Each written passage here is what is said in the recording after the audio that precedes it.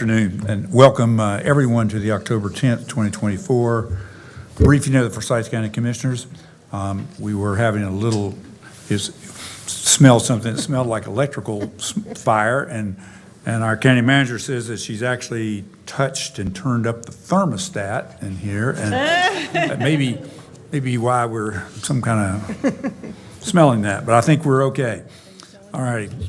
I do want to mention before we begin, I would like to just take this opportunity again to thank all the Forsyth County employees who are working in various counties to the west and doing a number of different activities, everything from animal shelters to nursing to emergency rescue to you name it. So we've got and actually still running a shelter.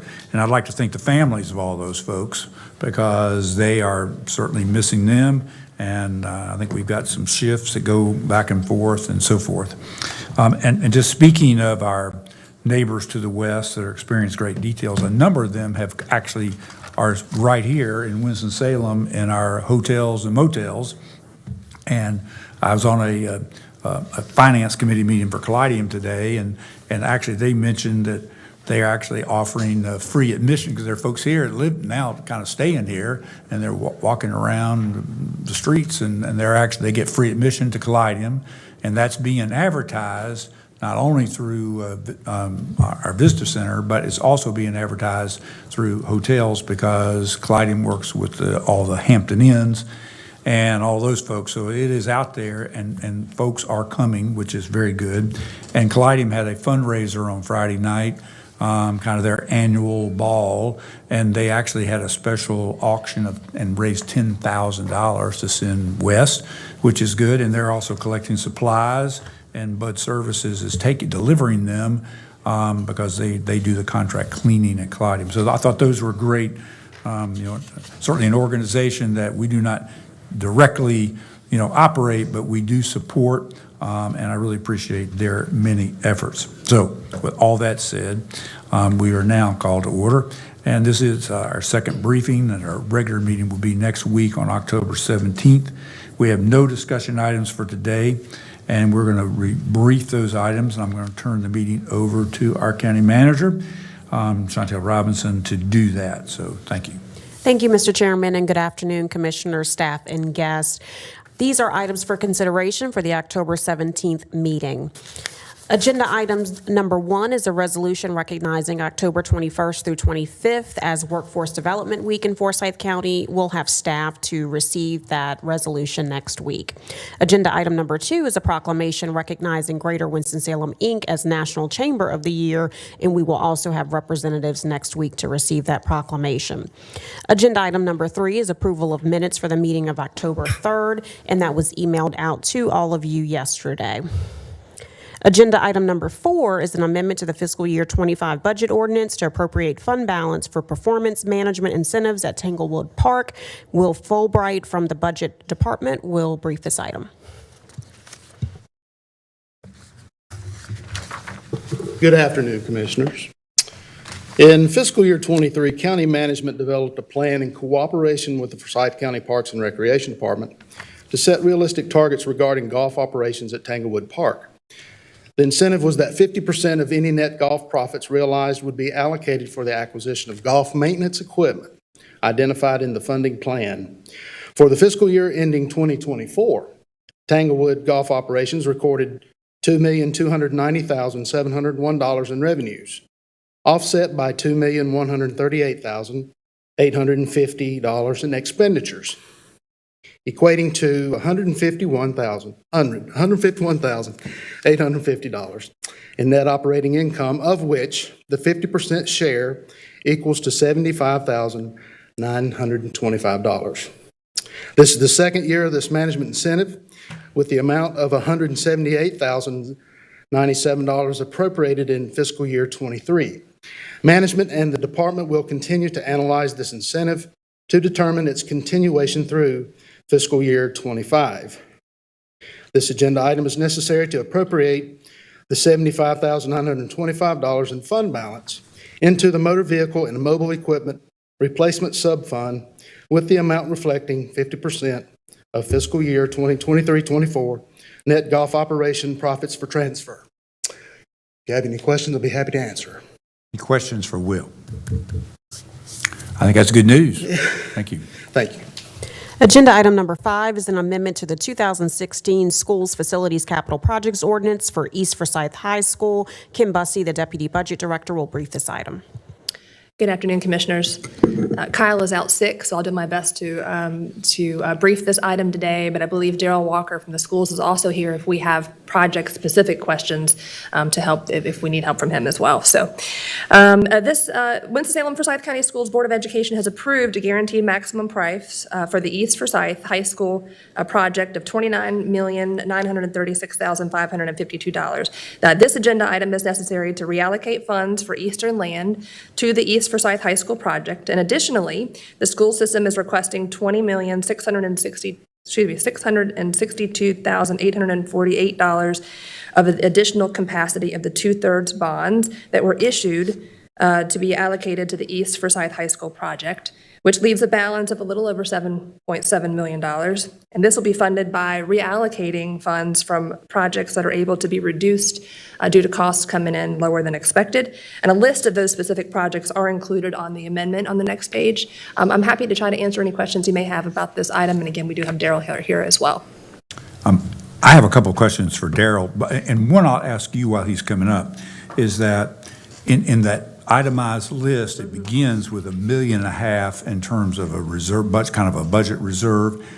I can't tell where that's coming out of, because So it's my understanding that the 1.5 million was reserved for land that was set aside to build a new school, but maybe they changed their mind and we're no longer going to do that due to overcrowding issues being resolved in other ways. So I think the reserve was set aside for that. Oh, so that was the elementary next to Smith Farms. That's Daryl. That's Okay. good. Thank you. Thank you. Because in the itemized list, it did not say where that $1.5 million came from. It just says kind of a reserve balance. Yeah. So that $1.5 million was what was budgeted to purchase in the new school site, basically a middle school site next to the Smith Farm Elementary. Correct. There was, in the 2016 bond, there was a line item for land purchase in eastern Forsyth County, and that is reallocating those funds for there to this particular project at this time. So you really don't have right, the budget reserve has nothing to do with the $29 million for East Forsyth. It's where the reserve, it was a budget reserve out of the bond issue for that school property, has nothing to do with having, because otherwise, my next question would have been basically with the guaranteed maximum price. I'm sure it has a reserve within it, and that would have nothing. You don't have a budget reserve now for the project other than what you built in to budget reserve in the guaranteed maximum price. Correct. That's good. Okay. So, one last thing I'll say is that the $20,662,000. That's when it's referred to. I actually got an email about this a couple weeks ago. When it's referred to as 2/3 bonds, it's not our kind of every other year 2/3 bonds that we kind of look at as kind of fix-ups for various small projects. This is out of the $77 million that was not just 2/3 bonds maximizing, it was also some premiums on bond issues in the past. So it was a combination of funds to get to $77 million, and that $20 million is coming out of that $77 million. That is correct. And carrying it one step further, just reading the paper, it appears another $46 million the board wants to commit out of that also. So I'm doing a little kind of arithmetic and getting up to about $66 million of the $77 million being committed. Correct. Because we'd ask a number of times kind of what's the plan for the total plan. So two big pieces are falling into a place right now. Right. You're looking at a part of your plan is to do the East Forsyth, and then the other part is a big one for Ashley. Yeah, there is a letter, the letter for Ashley was sent down on Wednesday. So that'll be in a future briefing cycle. But you're correct. It is the combination of both East Forsyth and Ashley that will be requested as additional funds. So the $11 million that's left over from that, is it you don't have a plan for it yet? We have a long list of capital projects that we're probably going to bring back to you to fund, to support that, possibly. Okay, that's good. Any other questions for Darrell? I don't have any questions, but I would like a point of privilege. Darrell, thank you so very much, and if you can convey to the superintendent and the school board, thank you for moving Ashley forward. Yes, ma'am. Yes. Commissioner Bessie? I understand there was some discussion in front of the Board of Education about this item, and one of the members had a concern regarding the budget plan as it was presented, as she understood it, that it was presented as $22 million rather than the 20, sum. The original, if I don't, can I answer that one really quick? Yes, please. So the original request and conversation we'd had with our board was a potential request of 22 million out of this pot. At that point in time, we had not closed out some 2016 bond projects. Excuse me. So when we closed them out, we had more reserve in there and didn't have the request of 22. We only needed to ask 20. All right. So it was really projects we had not closed out yet that we did in that gap All right. time. Thank you. Other questions for Darrell or Kim? All right, thank you.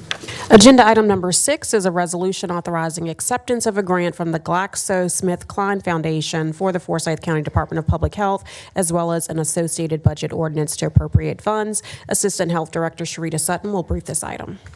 Good afternoon, Commissioners. We're here today to request your approval for the acceptance of the GlaxoSmithKline Foundation Award to the Forsyth County Department of Public Health Be Healthy Schools program. The grant in the amount of $10,000 will support the Be Healthy Growing Together after-school program for elementary school children. Any questions? Any questions? Thank you. Thank you, that's good news. But I guess I did have one curiosity question. How's the money going to get from the health department? Because it is for I read the elementary school gardens or something. So when we were at NCPHA a few weeks ago in Cherokee, they gave us a check when we were there, and so that the funds will be used for the materials for the garden. So So the garden is currently at Happy Hill, and we also have a garden at Miller Park in Old Town. And so that funds will be used to for the curriculum, for the supplies and the things the children will need. Okay, so you already got schools selected. It's various As school in, children. you say there's an existing, run those by the schools that have existing gardens? So let me get Alexis, if you will come. So we're at Miller Park, and so we have children that are from various parts of the city that can participate. So it's just not one school. So Yes. how do we know elementary kids are participating, and how does that work? Yeah, so the garden curriculum is designed for elementary kids, and it's an after-school program. So typically, these happen at community centers and not at the schools. So Miller Park and Old Town are community rec centers, and we have the gardens staged there for the kids come after school. Okay, all right. Thank you. Agenda item number 7 is a resolution authorizing execution of an amendment to the agreement between Forsyth County and Financial Pathways of the Piedmont to provide mortgage assistance using ARPA funds. Bailey Arnold from the Finance Department will brief this item. Good afternoon, Commissioners. I am presenting for your consideration an amendment to the resolution to extend the term of services for Financial Pathways of the Piedmont, Inc. to continue providing financial education assistance using ARPA funding through December 31st, 2025. On February 17th, 2022, the Board of Commissioners approved a resolution awarding $344,000 in ARPA funding for Financial Pathways to provide financial education, foreclosure counseling, mortgage assistance referrals to low and moderate income residents of the county. The original term for the organization's program was July 15th, 2022 to December 31st, 2024. The organization experienced staffing changes and turnover, which presents timeline challenges related to staff training and certifications required for financial counseling services. The extension would allow sufficient time for Financial Pathways to effectively spend ARPA funds and continue to provide those services, and there is no request for change in compensation for this extension. Good. Questions for Bailey about financial pathways? I do have a question. Thank you, Chairman. Yes. So of the $344,000, how much of that is for direct assistance to homeowners for down payment assistance? So my understanding of this program is that was originally in their application, but that was not included in their final approved activities. So they're not providing direct financial assistance, just education and counseling. So then the $344,000 is for staff? What is? Yes, for staff administrative costs, materials and supplies for classes and meetings with clients. Could I get a breakdown of that 344 with, that would be helpful. Absolutely. Thank you. Any other questions? Thank you. You're up for the next one, right? The next two? It's actually not. It's going to be Mike Shore from General Services is going to brief agenda items 8 and 9. Agenda item number 8 is a resolution awarding a contract to Professional Air Systems for the Law Enforcement Detention Center laundry heater replacement project. Good afternoon, Mr. Chairman and Commissioners. The item before you, or the two items before you, are both ARPA projects. The first of which is Professional Air Systems to replace an existing makeup air heater for the laundry space at the LEDC. The current heater is not operational and needs to be replaced. The project was bid twice through City County Purchasing, and neither time we did not receive bids. So we reached out to vendors that we have worked with in the past to solicit quotes, and Professional Air did give us a quote to replace that heater for the amount of $82,496. And this will greatly improve the working space for the folks over doing the laundry at the jail. And I'll be happy to take any questions. I'm curious about no one responding to a bid like that. And then if you, Professional Air, did you ask them why they didn't bid? I think it's just the logistics of the jail is a lot of it. And plus the economy is still booming with construction. And it's just not the logistics of getting in and out of the space, after hours work, weekend work, because there's usually inmates present in the space. So I think that's a lot of the reason. And the other thing is just the economy is just so booming right now with doing this kind of work. It's just, we're struggling to get bids when it's situations like this where it's hard to get in and out. Okay. Any other questions? I would just like to follow up with the strategy specifically for MWBE businesses or historically underutilized businesses, how we try to make sure that I think you're going to have to do something maybe a little different to attract, the historically underutilized businesses versus all the other businesses. Yes, ma'am. We did bid it through City County Purchasing, and they're reaching out to all those folks, the MWBEs, and there are some MWBE folks that we have did some work for us in the past. I reached out to them as well to give bids, and they never responded. Our purchasing director is here. If you could just come up and respond to that question, please. Happy to. Thanks, Mike. Yeah, Darren Redfield, Purchasing Director. Yeah, we do. We use the city's bidders list whenever we reach out, HVAC, things like that. So we have a pretty extensive list. There's not a lot of HVAC MWBEs, but we do reach out to them. Equal opportunity to solicit and encourage them to bid. But are you looking just from a Winston-Salem local, or is more, we're looking whole triad, Burlington, Statesville, sometimes even Charlotte. Yeah, we just as Mike said, so we used to get 3 or 4, 5 bids on HVAC. Now we're getting 1 or 2. So they're just busy with contractors, subcontracting work, just appears. If I may ask a question relative to the city's listing. So we're utilizing a city's listing versus a listing that we have on our own? No, I'm not aware of the county having their own. You're utilizing our services. It's a city-county shared department. So, yeah, so It's really our list. we give you the, It's really our list. it's ours, Not the yeah. city. Not the That's city's true, list. that's true. It's our list. It's ours, our list that we put together, An association or right? something that could help with that, Yeah. but fair Right. enough. Thank Okay, you. good One point. quick question before you return to your seat. Do you know if we sort of cross-reference our list with the North Carolina Center for Historically Underutilized Business. It's a state agency. Yeah, with the hub, right, yeah, we do. This one is an informal bid, so it would not require hub certification, but we do go to that list to pull bidders, particularly for something that we don't have a lot of bidders on. We'll go do the research and pull bidders directly from hub to try to solicit. And that is statewide, Yep. so. Good, thank you.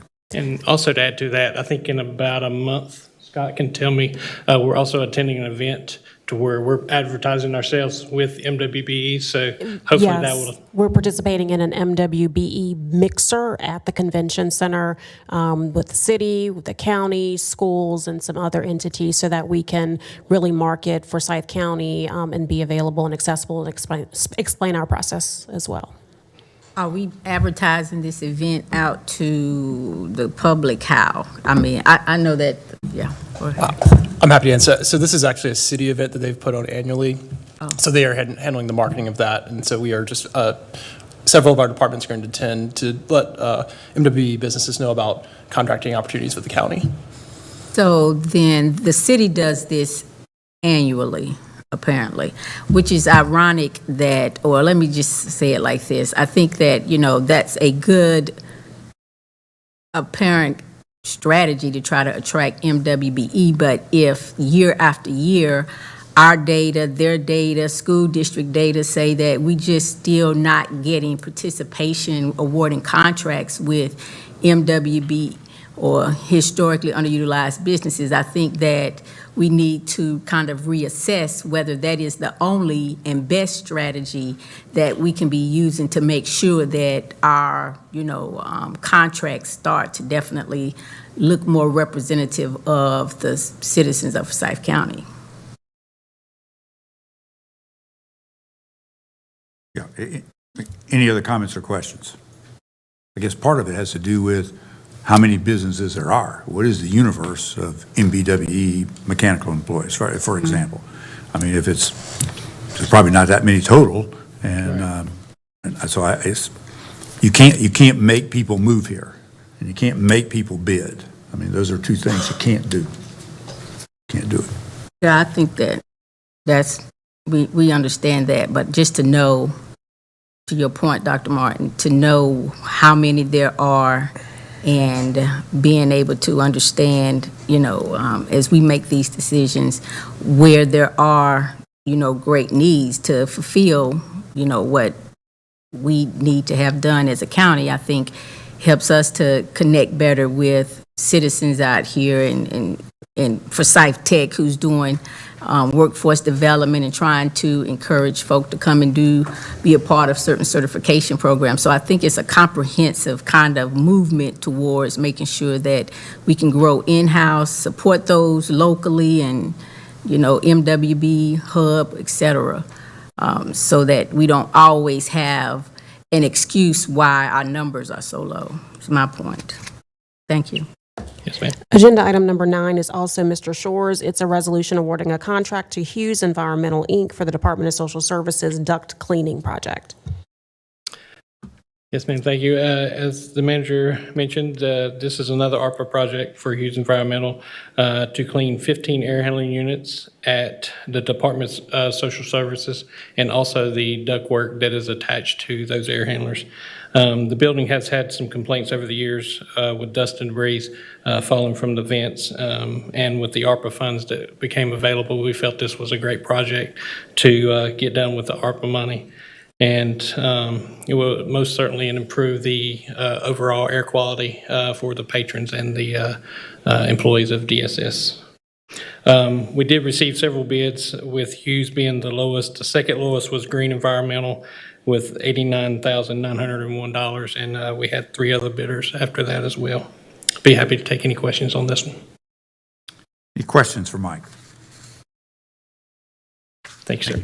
Agenda item number 10 is a resolution authorizing execution of an agreement with Schneider Geospatial LLC to provide a web-based property information application. Our tax assessor collector, John Burgess, will brief this item. Good afternoon, Commissioners. Your approval of this item will provide the county with a web-based property information application that replaces our current application that was built by the county. The applications I'm referring to that would be eventually replaced are what's called Geodata Explorer, or you may know them as Tax Parcel Viewer. So that's the main way people access property record cards about their valuations, property mapping, ownership, things like that. So that's what we're talking about is a new application for that. This is a very limited market. I will go ahead and say that.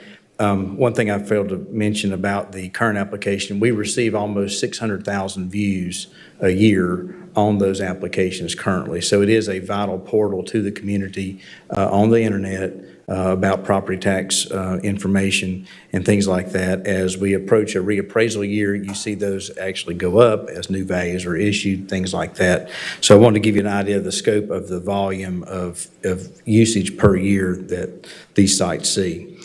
On September 11th, Tax Administration issued a request for quotes to procure a web-based property information application. The request for quotes was emailed to 2 vendors. We had 1 response from Snyder Geospatial, was received by the deadline on September 25th, 2024. Bidders were asked to submit their qualifications, experience, results, and pricing. Following the review of the evaluation of the bids received, or the bid received, Snyder Geospatial met all of the required criteria.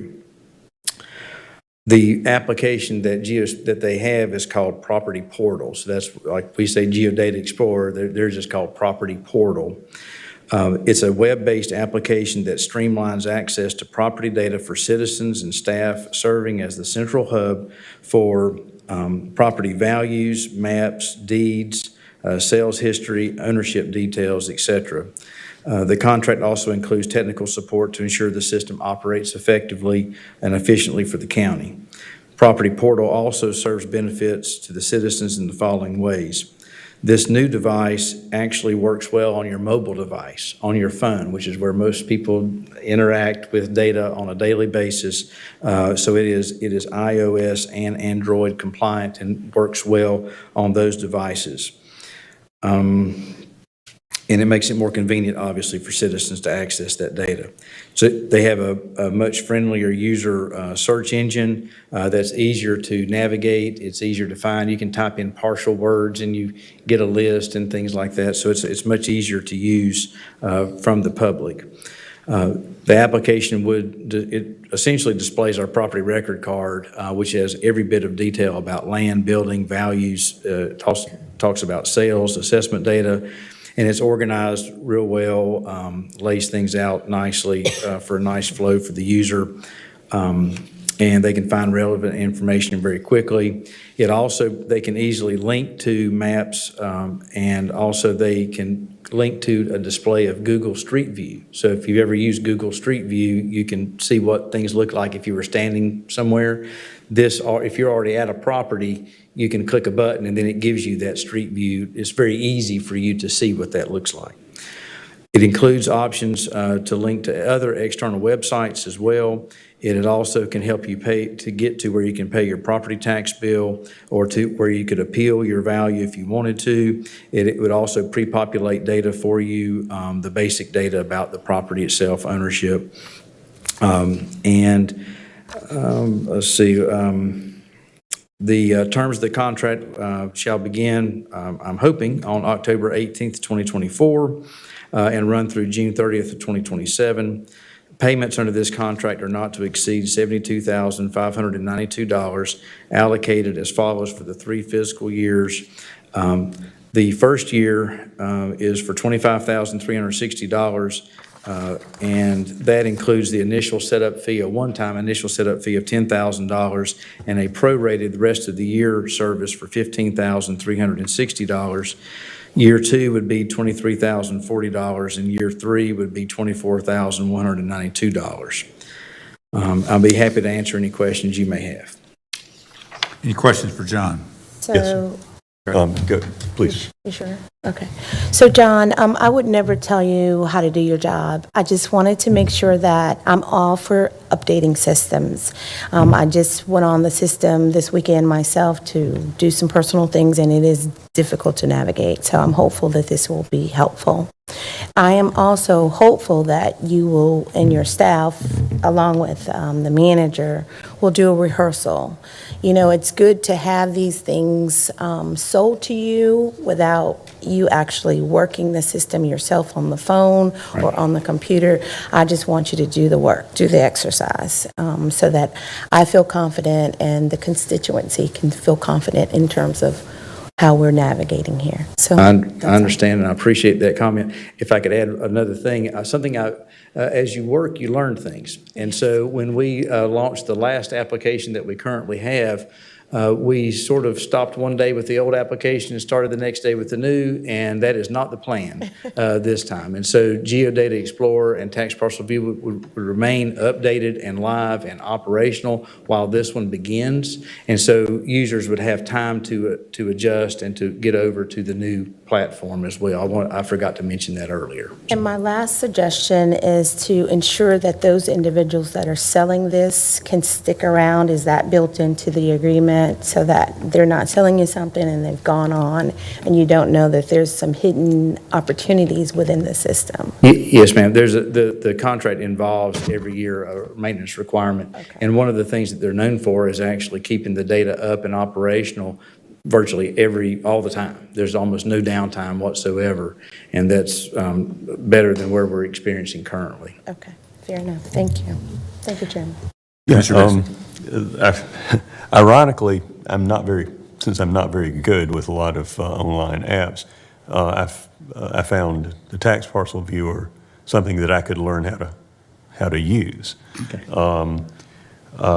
Do you have examples of other counties that are presently using the bidder that Yes. you're recommending, so that I could take a look at those, ideally in the next week, and let you know if I Yes. experience any stupid user problems? Yes, sir. I'm aware of at least 11 other counties that use exactly this service, the property portal piece. And so we can get you those links. We get all the commissioners those links, and you could check those out yourselves. The other piece of this is that this company also has other products, so that we're only talking about the property, record card, but they also have other products available should the commissioners or anyone else feel that they are helpful. It helps you understand comparable properties. It understands other data about your community involving property tax data. So we are not asking for that or recommending that, but I just wanted you to know that it's not just a company that's just simply putting some data on the web. They also do other things related into our industry for public information. So you'll email those to us? We will get those to all the commissioners, absolutely. Yeah, sooner the better. Thank you. Yes. Any other questions for John? Thank you. Agenda items 11 and 12 will be briefed by our Library Director, Yolanda Bolden. 11 is a resolution authorizing execution of an agreement with Overdrive Digital, Inc., and 12 is a resolution authorizing a contract with Forsyth County Public Library and Online Computer Library Center, Inc. Good afternoon, Commissioners. I will have our Collections Manager, Laura Luck, to brief our first item for Overdrive. Good afternoon.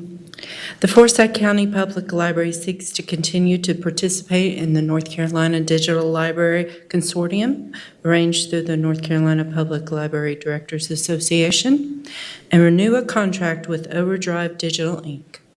A required fee of $46,836.71 includes the following: the library participation and maintenance fee, which is $8,080. Future content purchased credit of $12,237.50 for downloadable ebooks and audiobooks made available to library customers. Group bestsellers and library holds accounts of $26,519.21. In addition to the requested North Carolina Digital Library fee, the library would like to include an additional $85,000 of digital content to meet the increasing customer demand for downloadable materials. The additional amount will go towards content that is available only to Forsyth County Public Library cardholders and not to other NC Digital Library Consortium member cardholders. Do you have any questions? Questions? One short one. I assume that I do read the downloadable ebooks like novels, bestsellers. Mm-hmm. Is this the only source that you all get that from, is through this Digital Library Consortium? No, we also have Hoopla through Midwest for some audiobooks. That is to help us to alleviate some of the high demand for our products, for the digital content, because the hold lengths, the wait times for our customers is pretty extensive. Pretty high. Yes, it's very high. Currently listed bestsellers. Which is why we are asking for additional money to help try to alleviate some of that. And then Hoopla also provides a service, but they don't have as much content and not the same type of content that Overdrive Libby has. Okay? Good, thank you. Okay, and agenda item 12 is a resolution authorizing a contract with Online Computer Library Center, Inc. Okay. So the library is seeking to renew a contract with Online Computer Library Center, which is OCLC, and this is to continue to provide cataloging, metadata subscriptions, our WorldShare interlibrary loan services, and WebDewey annual subscription for all Forsyth County Library branches. This would be at an annual cost not to exceed $52,623, a planned expenditure covered by allocated funds in the library's fiscal 2024-2025 budget. Any questions? Thank you. Thank you. Agenda items 13 and 14 will be briefed by Randy Hunsucker of the Sheriff's Office. 13 is a resolution awarding a contract for creative media services for the Forsyth County Sheriff's Office to Hunter Laughlin. And then 14 is a resolution awarding a contract for the purchase of law enforcement uniform garments and associated services to Reed's Uniforms. Thanks, Chantel. And Mr. Chairman, board members, good afternoon. This first item before you awards a 2-year, 8-month contract in an amount not to exceed $204,747 for public relations, photography, videography, editing services, as well as design services for things like logos and graphics. The contract will begin November 1st, and future years will now align with the fiscal year as well. Based on a review of qualifications, staff recommend continuing with Hunter Laughlin, as no other contractor has the technical skills and proven work quality as Hunter Laughlin.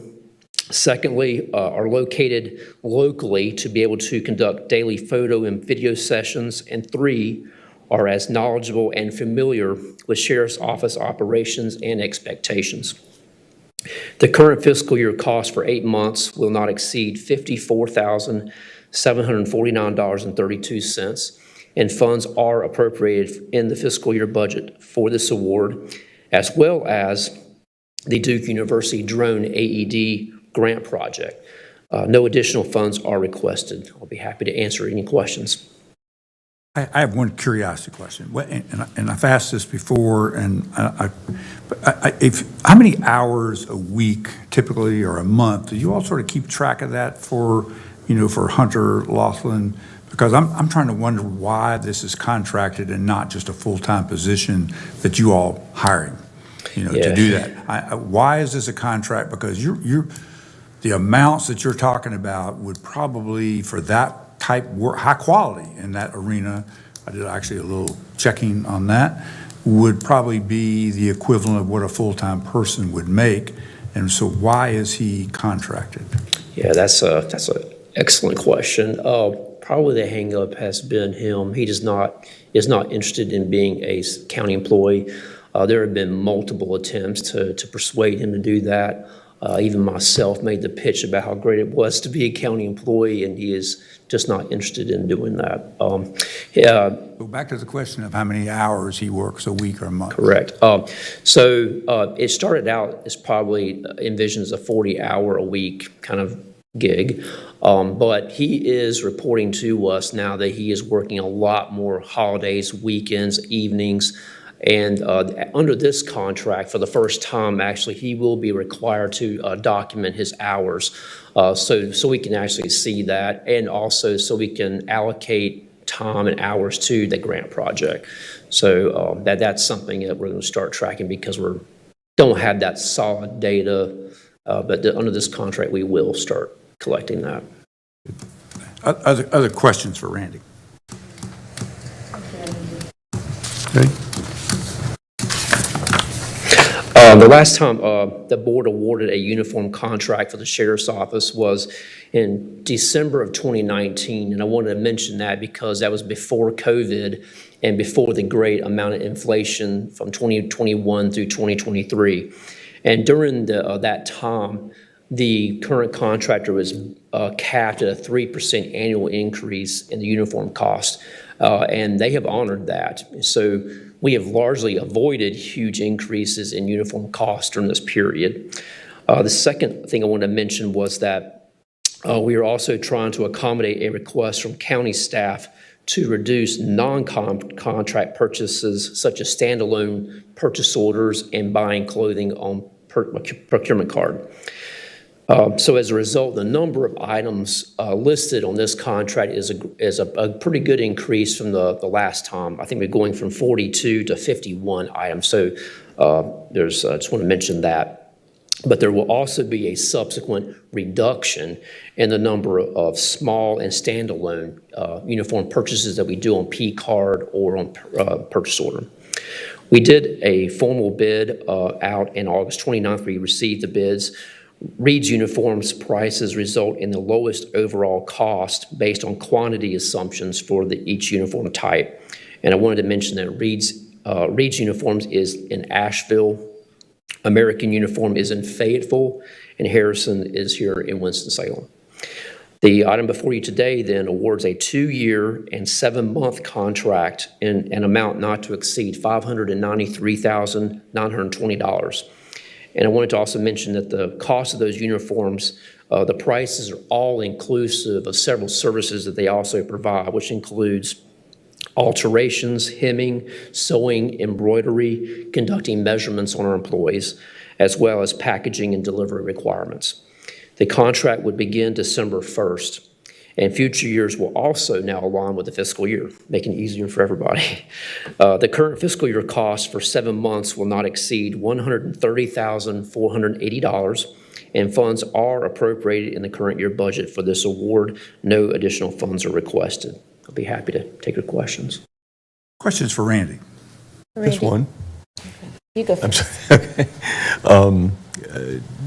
Where did you say Reed's was based? Asheville. Do we anticipate any disruption in their ability to address the contract based on? That's a great question. They their facility did not sustain any damage, and all their employees are accounted for. There may be a temporary disruption with a lot of them don't have power, but other than that, they're good to go. What about water service? I mean, that's the long term. Yeah, they're telling us that they are okay, that they will be able to do what they need to do for us with no disruptions. All right, thank you. So Randy, Commissioner my question, just to be clear of what I heard, is that the deputies don't have an option to have hemming and embroidery at other facilities. For example, the yard sale place, or there's a place over here at the marketplace where they're having embroidery and all of that done. And now this vendor will come on site and do all that. So largely, that's sort of example of those other purchase orders and things we've been doing that will go away and all will be in this one contract now. What I needed to be clear about. Thank you.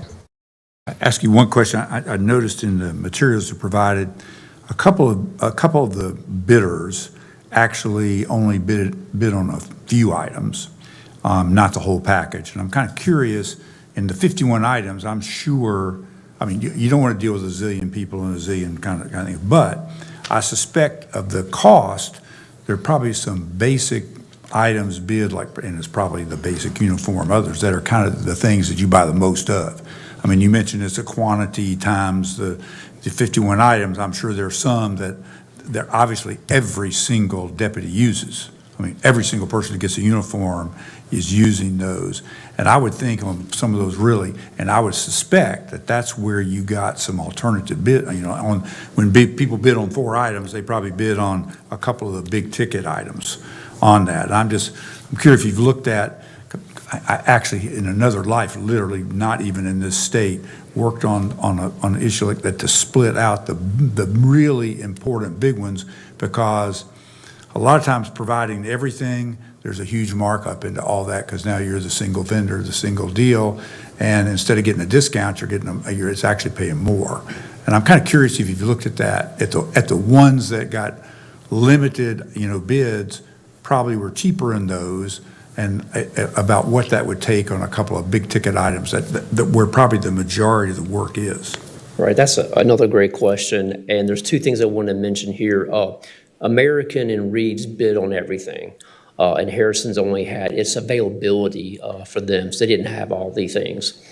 Now, what you're sort of saying is, hey, did American have the lowest bid on some items? Well, on your big, not just some. And actually they did. Your they big were ticket items, the thing that you buy the most of. Right. And so because generally speaking, Reed's was the lowest bidder, city county purchasing it gave us guidance that we could go back to them and negotiate prices on some of the items where they were not the low bid. So I did contact Reed's and said, generally, we have not made an award yet, initial award yet. We wanted to send this list of items back to you to make sure that you provide us with your best and final offer.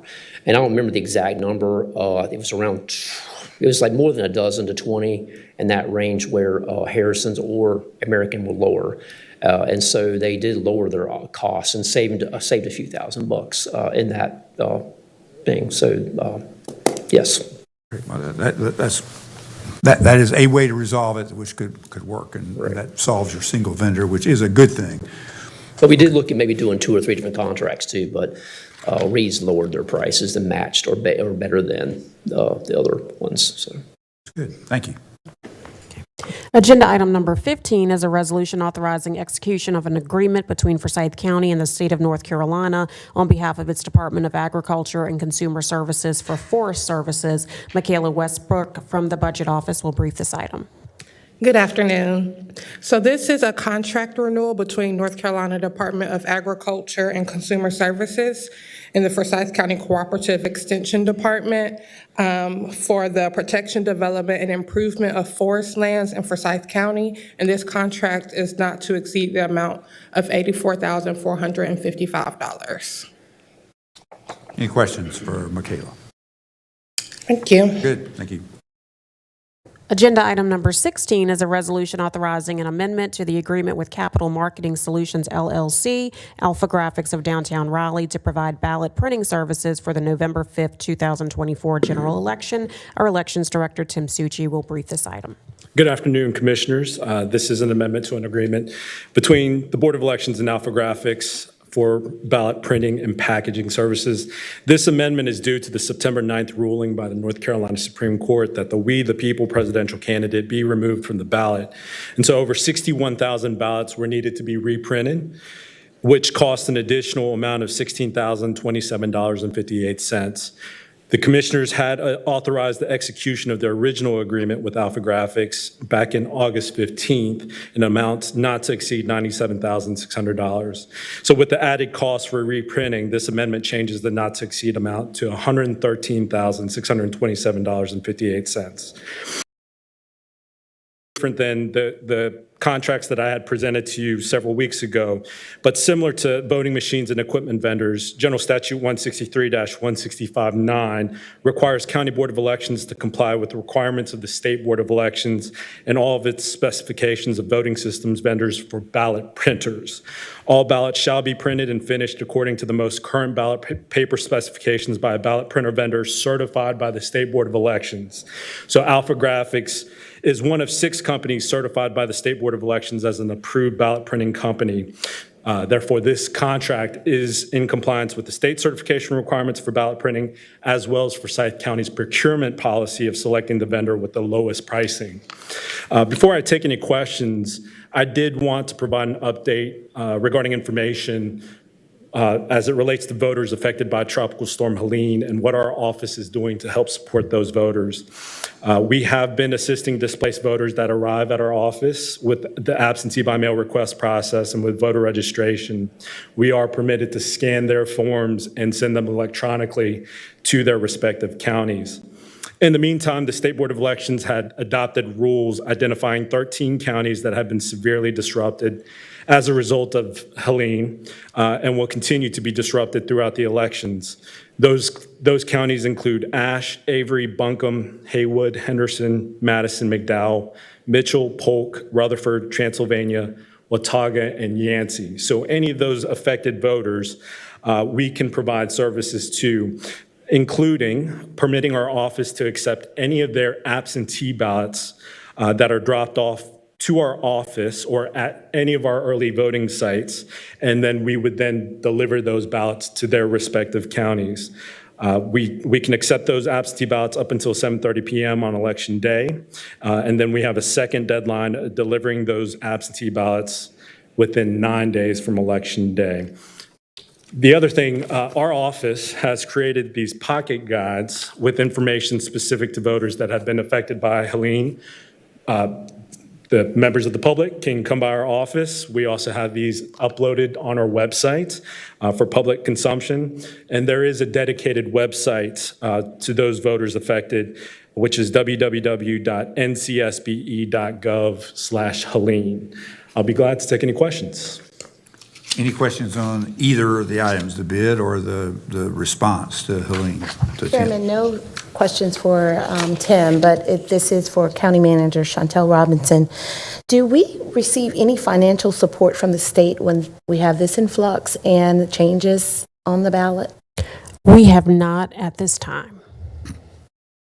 Are we, do you think? There is nothing in legislation or in the statutes that require any reimbursements for, I think you're referring to the reprinting of the ballots. Yeah, there's nothing in the books for that. All right, thank you. That was part of my question, of whether our representative in Raleigh might take to our delegation the suggestion that reimbursement for these costs would be appropriate. I did want to take a look. So there was a lawsuit to get We the People on the ballot, and then there was a lawsuit to get them off. As I understand it, they qualified for the ballot under a minor party process rather than independent candidate process. Did they have any other candidates on the ballot? Yes, for several other contests. I don't know off the top of my head, but there were other candidates for other contests, yes. Did we ever hear from those other candidates that they were individually withdrawing from competition? No. As of today, they have remained on the ballot. It was just for the presidential candidate of that party that needed to be removed or requested to be removed. Okay, but so this.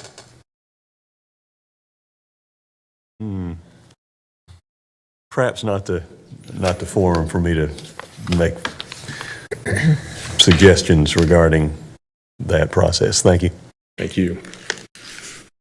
Any other questions for Tim? I just have one. Tim, in these 13 counties, if some of these folks have moved to another state, does this all still apply to them as far as voting? So the rules that I just had explained about is specific to North Carolina. Now, with regards to the other states, I'm not certain if they had created exceptions or additional rules that would assist Helene voters. Well, I think that's going to be a problem because I have heard several families that have had to move to another state due to moving in with family members, so that's a real concern. Yeah. Well, we'll certainly do our best to assist any of those voters here in Forsyth County. Thank you. Thank you. Thank you. Agenda item number 17 is a resolution awarding a contract for the Department of Social Services re-roofing project. Scott Angel from the General Services Department will brief this item.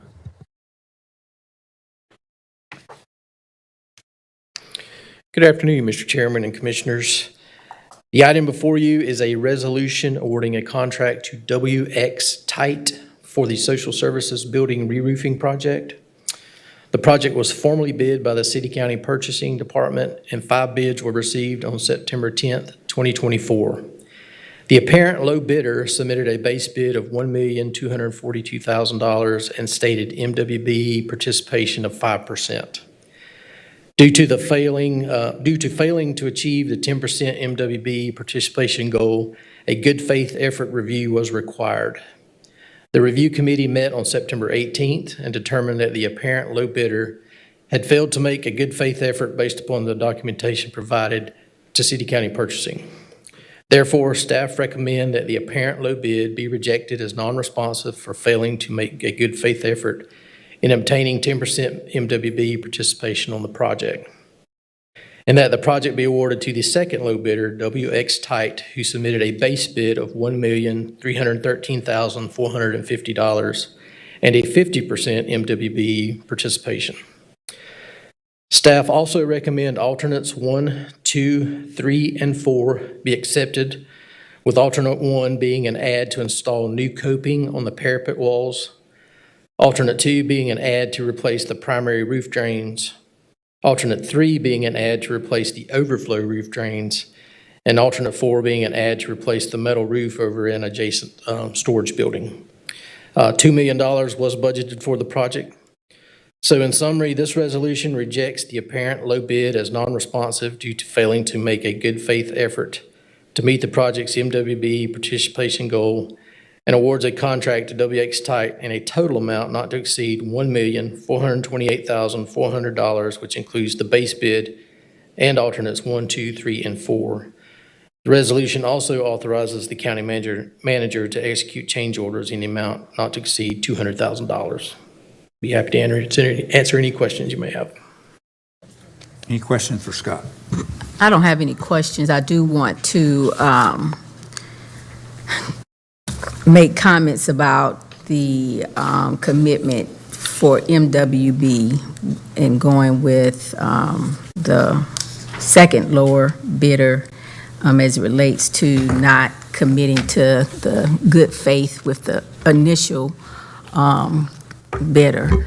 Unfortunately, well, let me say it in another way that's more proactive.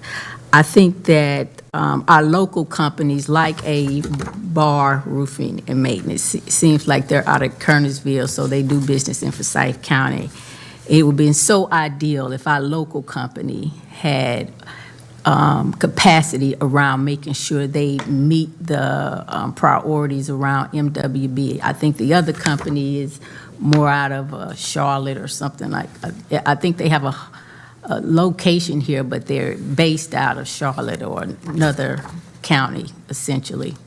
They do have a Greensboro location as well as several other offices, Exactly. correct? So, Yes. yeah, so they priority, of course, to another county. But that's what I would, just like to point out to, Forsyth County citizens that, making sure we support local homegrown too, I think is something that would be symbiotic, meaning that they put in our system. We should be that much more willing to do business with them, is, kind of what I would put out there. But I also would like to extend the conversation into our 2040 plan. I think it's the 2040 Future or Promise Plan, but at any rate, it is our strategic plan as a city and county. Say it again. Forward 2040, that's what it's called. And so I think maybe a month ago that there was conversation about the intentionality around that plan for economic equity and trying to decrease the wide wealth gap between citizens here in Forsyth County meaning the minorities, Black and Hispanic versus whites in the county. And because it was such a major issue, there is a plan or at least proposed strategies to try and decrease the wealth gap. And I thought that in hearing this conversation, I think definitely inspired citizens to be that much more concerned about how the municipalities and county government, school systems play a role in helping to decrease this wealth gap, just with how we should be more strategic and intentional with doing business with MWB, historically underutilized businesses. So I think that, as Chris, I think, stated at that meeting, with direction and support from, county commissioners or city council, our policies, our procedures could, be that much more strategic or intentional, directed towards increasing the MWBE and HUB. I don't know what that policy or procedure looks like. I just know that based on what the numbers are across Forsyth County, I would say even across North Carolina. I was at a meeting on last weekend with a group, and the conversation is, very strong around how do we make sure that we are supportive of MWB, HUB, especially, in our space. I will say that lastly, I anticipate meeting with the group tomorrow at the East Winston-Salem Library, who wants to continue this conversation, because I do understand the concerns of citizens that if there is no real willing, at least by way of making sure we communicate directly with the citizens about what we're doing, the assumption is there is either implicit or explicit discriminatory practices, and I know that that's not the case. So I think if we are that much more communicable about what we are doing, then citizens can, be rest assured that we're trying to do different things to increase MWB and HUB in Forsyth County. So I appreciate you all looking at what the bids came in at and, challenged the MWBE piece. Any other questions? No, but Commissioner Woodbury, I think you have just confused purchasing because the last few times you've complained about the MWBE, and now you still want MWBE, but you want them to be local. I think that purchasing is going to be kind of confused in the future. Well, and I appreciate that feedback. What I was trying to convey is that ideally, if our local businesses definitely were encouraged to think proactively around MWBE, that would be the highest preference, that you bring those two together instead of an outside company, having the MWB commitment, but they're not invested in Forsyth County. So I guess the short end of that, conversation, or my point is, wouldn't it be ideal if our local companies could commit to MWBE, and also locally we had more MWBE-led companies? Other comments? Thank you, Scott. Agenda item number 18 is a resolution authorizing execution of a lease agreement between Forsyth County and Addiction Recovery Care Association, Inc. for lease of county-owned property at 5580 Sturmer Park Circle. Mr. Angel will brief this item. As the manager said, this item authorizes execution of a lease agreement with Addiction Recovery Care Association, better known as ARCA, for 2 acres of Forsyth County-owned property at 5580 Sturmer Park Circle. The 2-acre parcel is the wooded park area that's kind of adjacent to the existing building, kind of in front of it if you walk out of the front of the building. The term of the lease is slightly less than 5 years, ending on April 23rd, 2029, which coincides with the lease term for the facility on the adjacent parcel. The lease rate is a nominal fee of $1 per year, and the county may terminate the lease by providing a written notice of at least 30 days. The General Services Grounds Maintenance Division will provide regular mowing and leaf removal services for the site, which will be billed annually to ARCA, and also provide occasional tree and debris removal services that we would negotiate with ARCA. So, any questions? Questions for Scott? Thank you. Thank you. Agenda items 19 through 22 will be briefed by our Community Economic Development Director, Kirby Robinson. Mr. Robinson, I'll just introduce each item separately. So agenda item number 19 is a resolution authorizing execution of a lease agreement between Forsyth County and Daymark Recovery Services for lease of 1,222 square feet of county-owned real property located at 650 Highland Avenue. Thank you, Madam Manager. And if it's okay, I was planning on briefing 19 and 20 together because they have a similar. Sure. Okay. Thank you. Good afternoon, Mr. Chairman and Board. Thank you for having me today. Appreciate the opportunity to bring these items before you. As background on items 19 and 20, the Board authorized 2 lease agreements with Daymark Recovery Services for medical office space, and that's at the Highland Avenue Center. You did that at your June 29th, 2023 meeting. The first lease was for 1,222 square feet. The rate was $5.95 a square foot. And the term expired June 30th, 2024. The annual payment was $7,270. The second lease, which is item 20, was for 710 square feet of space. Same rate, $5.95 a square foot for a term expiring October 31st of 2024. That annual payment was $5,491. So both of those agreements were needed to support the planned renovation of the Highland Avenue Center. We had to move Daymark out of some area to be able to renovate it. Unfortunately, that renovation has fallen a little bit behind schedule, as construction projects do sometimes. So we're bringing these items back to request of the board to essentially extend both of them through June 30th of 2025, or 30 days after a CO is issued for the renovated area, whichever occurs first. The proposed rental rate and other terms would remain unchanged from the original agreements.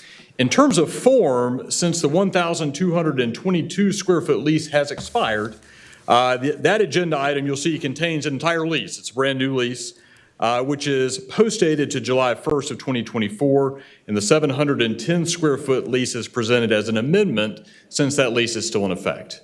Happy to answer any questions the board has. Any questions for Kirby? Okay. Agenda item 21 is a resolution authorizing execution of a landlord's release agreement for county-owned real property located at 5755 Chatelain Drive in favor of Town Bank. Thank you, ma'am. As background on this item, the board leased the Springwood facility, which you heard a little bit about from Scott, located at Stermer Park Circle to ARCA in 2019 for a 10-year term.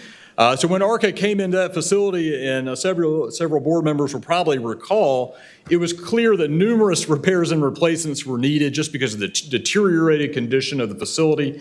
And the board really responded to that with $1.3 million of funding to ARCA. And that went to a roof replacement, HVAC repair, and water heater replacement. ARCA's also made a sizable investment in the facility. They've done that through new finishes, flooring, and other capital purchases. We had the opportunity to tour it roughly a year ago, and it looked sharp.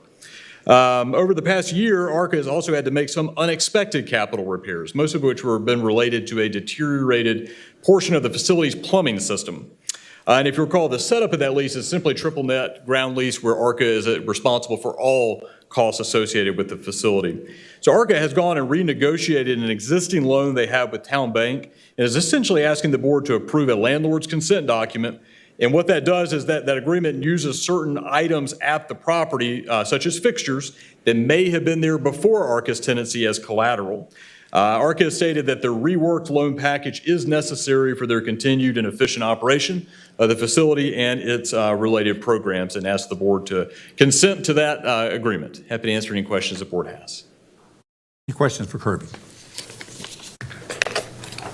Okay. And agenda item number 22 is a resolution authorizing the grant and execution of an easement to South Carolina Telecommunications Group Holdings, LLC, doing business as Segra, to access and construct communication facilities on a 17.08 acre portion of Forsyth County-owned real property located at 1941 Union Cross Road. Thank you. As background on this item, the board authorized a lease of a portion of the rooftop area of the Union Cross Radar Tower to AeroX at a recent meeting. And AeroX, of course, is planning to install radar equipment on top of the radar tower that will be used to coordinate beyond line-of-sight drone operations. AeroX pays the county $1,000 a month for that lease, and during lease negotiations, they were pretty clear they're going to need internet connectivity to that site, which makes sense because of sort of what they're doing there. ARCA's fiber provider, which is Segra, has requested a non-exclusive easement to install fiber through Union Cross Park and connect to the radar tower. Staff have reviewed the installation plan and are comfortable with the scope of the work. The fiber will be installed with underground directional boring, so essentially go under the ground with the store machine, and it is not expected to interrupt or negatively impact park operations. The easement requires the provider to seek county permission if they want to change that easement or equipment in the future. So any alterations or additions will come back to the board for approval. Segra will also be responsible for all installation and ongoing maintenance costs associated with the fiber. Happy to answer any questions the board has. Questions for Kirby? Thank you. Thank you.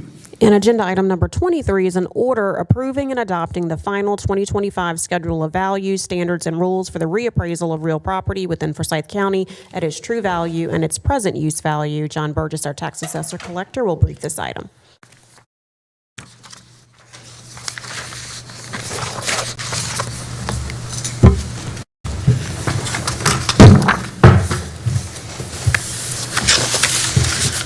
Good afternoon, Commissioners. Your approval of this item would allow us to continue forward with the 2025 reappraisal and to make sure that we issue accurate values and also do that in a timely manner for 1/1/25. I do want to step back just a minute to talk about why we do reappraisals. Also, I know there were some questions at the public hearing, and so I want to address those about the base rating process, base rate setting process, and then also to provide you details about how we engage with the public and provide transparency to our constituents about property values, et cetera. So in general, we need to understand why we even do reappraisals. So in property tax in North Carolina, there's 4 types of assessed properties. That is real estate, personal property, registered motor vehicles, and public service. 3 of those, all 3 except real estate are valued every year at 100% of fair market value. Real estate is the only one that is not valued every year. It is valued every reappraisal. North Carolina, we must do that at least every 8 years. In Forsyth County, we do that every 4. The purpose of each reappraisal is to adjust the real estate values to our tax values to reflect the current real estate market. And what that does in that 1 year is it equalizes the tax burden inside each jurisdiction so that whatever property you own, you are paying your proportionate share to support that community or the jurisdiction that is being served, so that everybody's paying their fair share. So $100,000 worth of a personal property item is paying the same tax rate as somebody has a $100,000 item in real estate that has a vehicle or public service. So everything's equalized. That is the goal of every reappraisal, and that is why they are conducted across the state. Of course, this whole process has state statutes that we have to follow. This is part of what we're doing, is approving or considering approving the schedule of values. So that's set out in state statute. There are other statutes that we have to conform to as well, such as 105-283, that talks about how each property has to be appraised at fair market value. And so we talk about what that is later on in the statute, that essentially that is understood through sale prices. In other words, what would your property sell for reasonably as of January 1st of your reappraisal year? That's the goal that we have to achieve on every property in the entire county. I mentioned earlier that to understand the real estate market, we do that through sales. And there are thousands of transactions in Forsyth County each and every year. We do not use all of those. We do not use sales between related parties. We don't use sales from auctions or foreclosures, etc. There's a list of 20-some items of types of sales that we do not consider in our analysis, and that's from the North Carolina Department of Revenue. So what that leaves are the qualified sales that we can utilize. And I can tell you since January 1st of 2021, there have been over 30,400 property sales that are qualified in this county. It's about 10,000 in 2021, 9,000 in 2022, and a few less in 23 and 24. Of course, 24 is still going on. So I just wanted you to be aware that we are very rich with sales, which is very helpful in providing accurate appraisals as well. There's about 164,000 real estate properties in Forsyth County, just to give those watching an idea.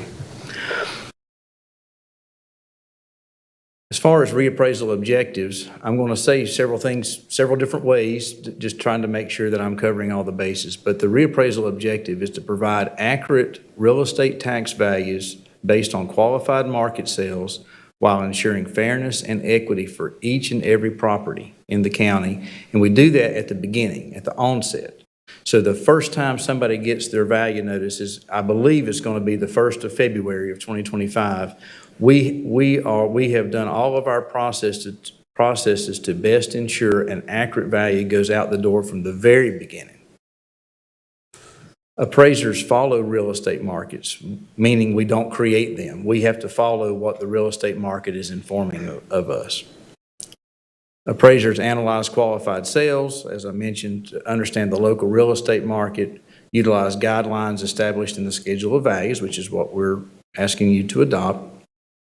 We, of course, update with land rates and things like that, but we make necessary adjustments to ensure real estate appraisals are accurate, fair, and meet statistical guidelines. And I got a little more about that in just a second. Our processes, what we do is mass appraisal. Okay, so all that means is that, first of all, we are data rich.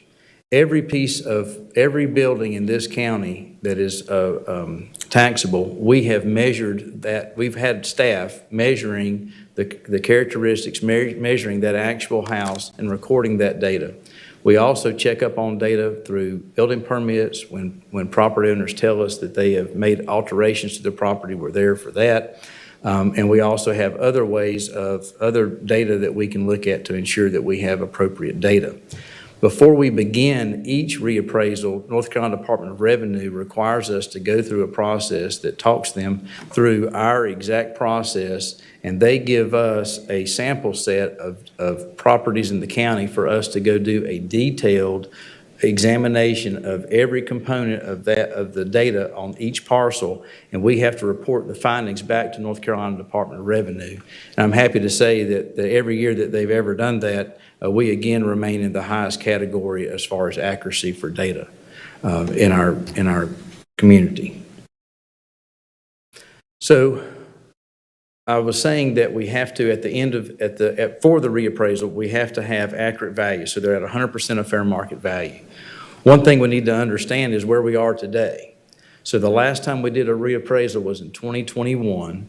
So every bill that anybody's been paying in real estate, the value was set back in 1/1/21 using that schedule of values.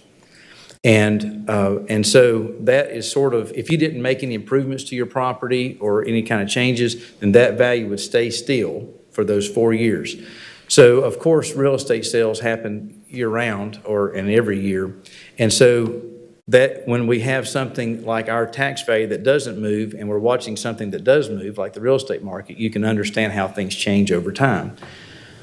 We do that through something called a sales assessment ratio process.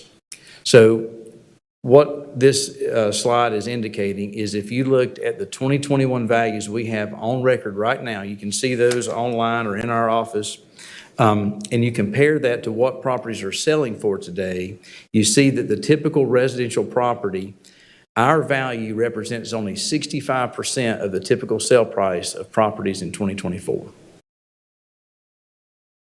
Okay. So you can see that different categories, different subgroups, I have on here different price ranges of residential. We have condos and townhomes. These are all county-wide, so there's is what this is reflecting. Then down at the bottom, we're talking about commercials. You see that there's different ratio percentages there, and that's just telling us that what we already know to some degree is that all property does not appreciate or depreciate at the same rate. And so the market is the one that dictates really where values go.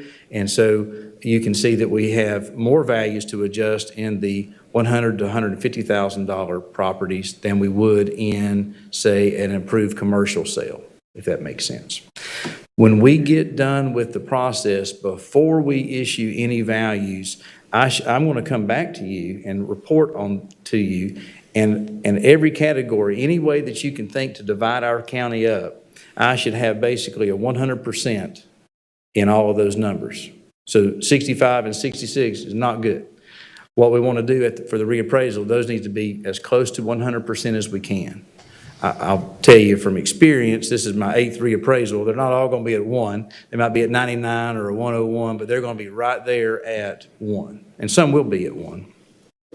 But that's what we're trying to do. That's the goal of a reappraisal, to bring back fairness and equity in the entire process of property taxation across the county. So there was some questions about the residential base rate, and so I've got a few slides here that I hope will answer questions. I wanted to spend a little bit of time talking about the process we do to derive those rates. And so trying to tell you what we do, but try to keep it simple. I hope this slide can communicate that well enough. So there are different ways that you could look at to understand or gather residential building values. And so one way is we go talk to local builders, okay? Folks in our community, building houses in our community. We talk to them, or those that will talk to us, let me put it that way. And then we also have national cost services that are available, and so we look at those. And then we also look uniquely at what's going on inside Forsyth County. At the end of the day, we're appraising all 164,000 properties in Forsyth County. That's really the only county that I'm focused on, and our staff. So we look at those three things. They do not give you the same number. They give you different numbers. And so what you have to do is you test and you adjust and verify these rates. And so what I have in the next few slides is the process. So anytime that you're testing something, you want to make sure that you have removed as many variables as you can that might influence your understanding of, do I have the right answer? And so what I'm describing, I don't know if it'll, okay, that works. Okay, so in this second bubble here, it talks about how what we would do is we would find properties that are brand newly constructed, so they're brand new, they don't have any depreciation, they're brand new, they recently sold. Okay. They're also C-grade properties. In other words, they would equal our base property in the county. And then we update the land values in that market area while doing the test. And then we apply the new rate, the new base rate. And then we test through sales ratio analysis, and we see if that base rate holds up and does a good job. If it does a good job, we move on to the next bubble. If it doesn't do a good job, if it's too low or too high, then we adjust and we start back at the second bullet. Okay? So let's say that we did the second bullet and that test looked good for the rate that we tried. We go on to the next one and we simply just expand the horizon a little bit more. And we say, well, we still want new construction. We don't want depreciation to get in the way there. So we look at new construction of recently sold properties. This time, though, we look at any grade of new house. If that holds up, and we also updated the land values there too, and if that holds up, then we move on to the third bullet. If it doesn't hold up, then we adjust and we go back to number 2. We keep doing this process over and over until we get something that works well for our model in our county. The third one is we then look at all the existing homes. So that most of our homes are existing. They're not brand new, right? So we test it in all existing homes for all grades, first from the C grades, then all grades, again using new land values as well. So the whole process can take a short time. It can take a long time, but nonetheless, it has to make it through that process. And so all along, we are adjusting as we need to and reconfirming. So we are testing and verifying those base rates that they work. Then we establish that internally for the appraisers to use. You may not know this, but our real estate appraisers have been out doing reappraisal work since March 2023. Okay? I'll talk more about how we value a property in a minute, but they've been, so when I say we're monitoring results, they are going out to market areas using this and saying, does this work well or not work well? Okay, so we are constantly appraising thousands of properties each and every week, or our staff is. Over time, you can, your confidence was good already by the time you get through those 3 tests, but it grows and grows and grows until finally we're able to confirm the rate, and I have no qualms about that rate being in the schedule of values that I present to you as the tax assessor for your approval. So that's the process of base rate setting, and I hope that provides some clarity.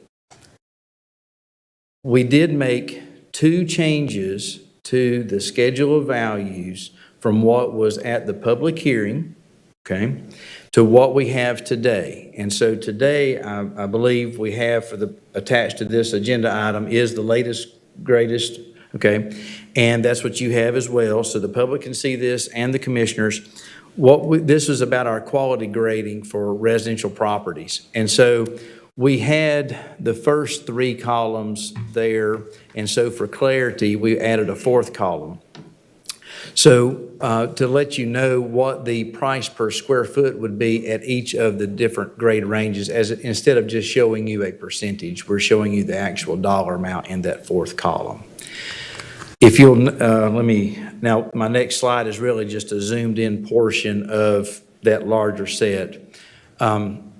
And so the C grade is our average residential detached home rate, and you see that at $144, that is in bold.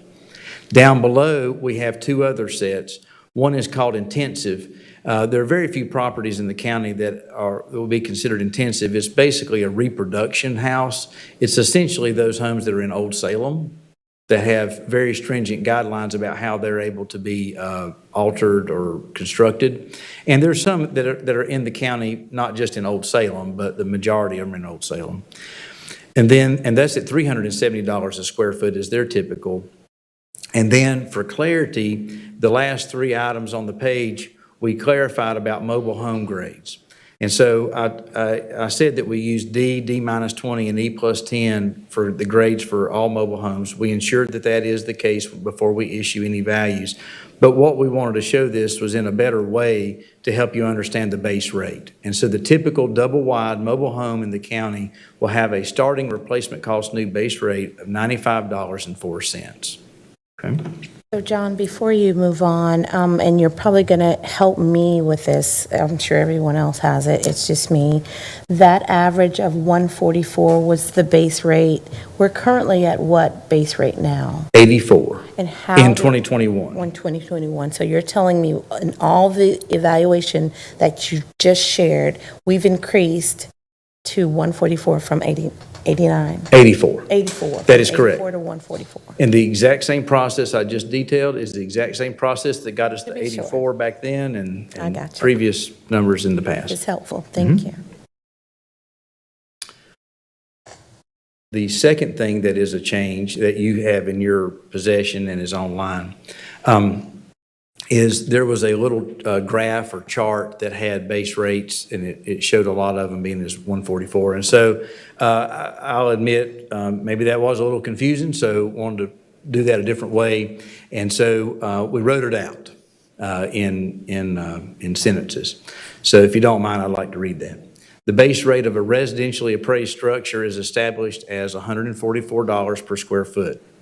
The base rate of an intensive residentially appraised structure is established at $370 a square foot.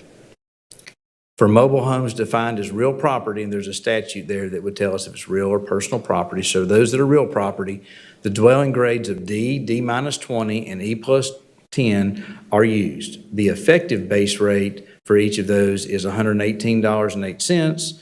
The typical double wide is at $95.04, and most single wides are at $77.76 as a starting point. Those 2 pages that I mentioned that are updated, if you look at those 2 pages in your document, it has a little note that says they were updated as of yesterday. We did that for clarity to show that none of the other pages were altered in any way. So we're talking about real estate appraisal, and so I wanted to talk to you about how we go about the process on a day-to-day in the life of our appraiser. So there's 164,000 properties in the county. We have that broken into 1,600 market areas. Those market areas are smaller geographic areas that contain similar properties to each other inside those market areas. They might be, and sometimes they might be just a whole subdivision. Could be. They might also be several subdivisions put together. It depends, but they would be very similar and very, very close or touching each other on the property. And so what an appraiser does is, I want to give you a little insight about that process. So each appraiser is doing this on every one of the 1,600 market areas. We also spend more time on more difficult to appraise properties than easier to appraise properties. So in the whole, since March of 2023 to the very end, which will be about the end of December of this year, we're still working on it, most of the properties in the county will have gone through this process twice. And then the other half would go through it just once at the very end. So I want to explain the process for how we appraise a market area. So they're going to a specific market area in the county. They're going to check the data on the sale properties that we have. And what we're talking about there is your factual information, such as your square footages. We're making sure we have the bath counts correct. We're making sure that somebody hadn't finished out that basement area, now it's improved, that sort of thing. We're checking for data for that. Then we look at how that specific area through sales has changed over time. So not all market areas appreciate at the same rate.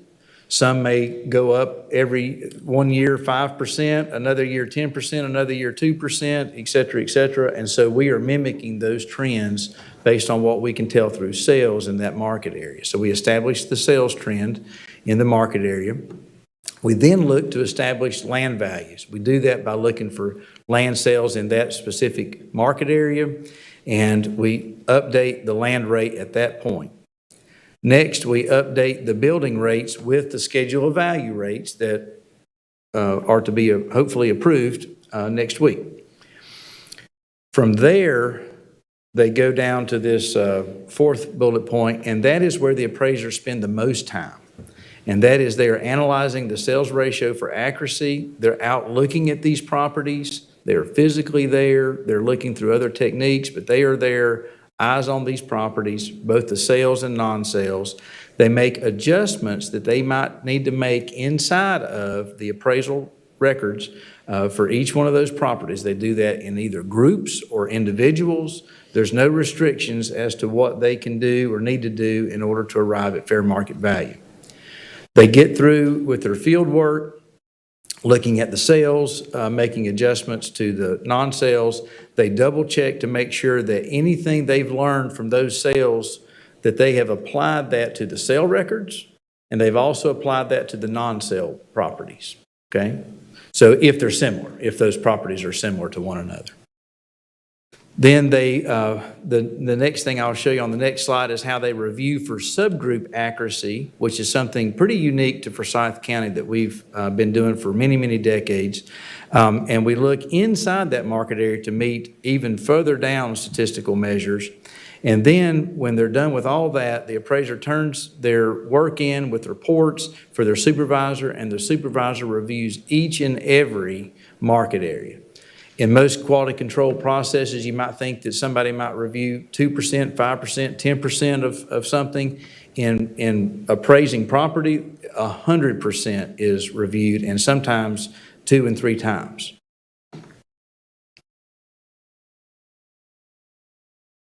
We have to meet statistical standards, and that's part of the schedule of values as well. And that talks about the level of assessment, which is essentially your value compared to the market.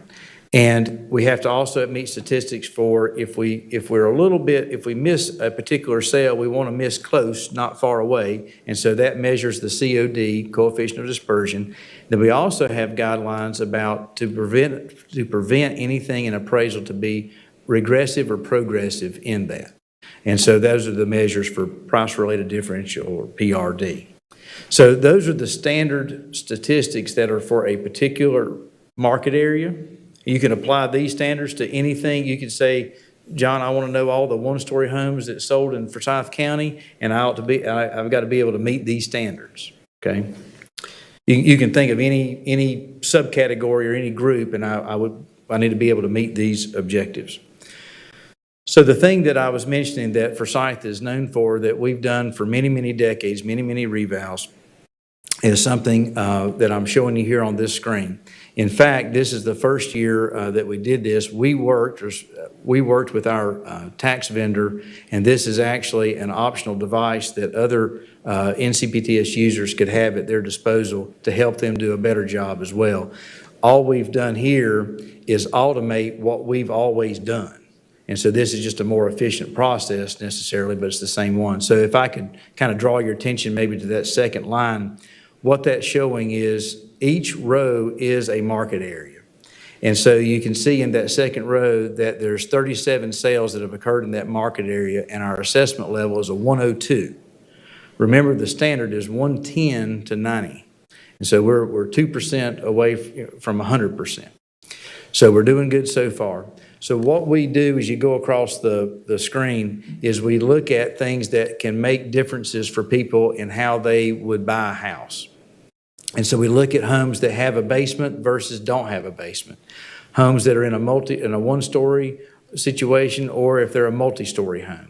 We compare homes that have garages and homes that don't have garages.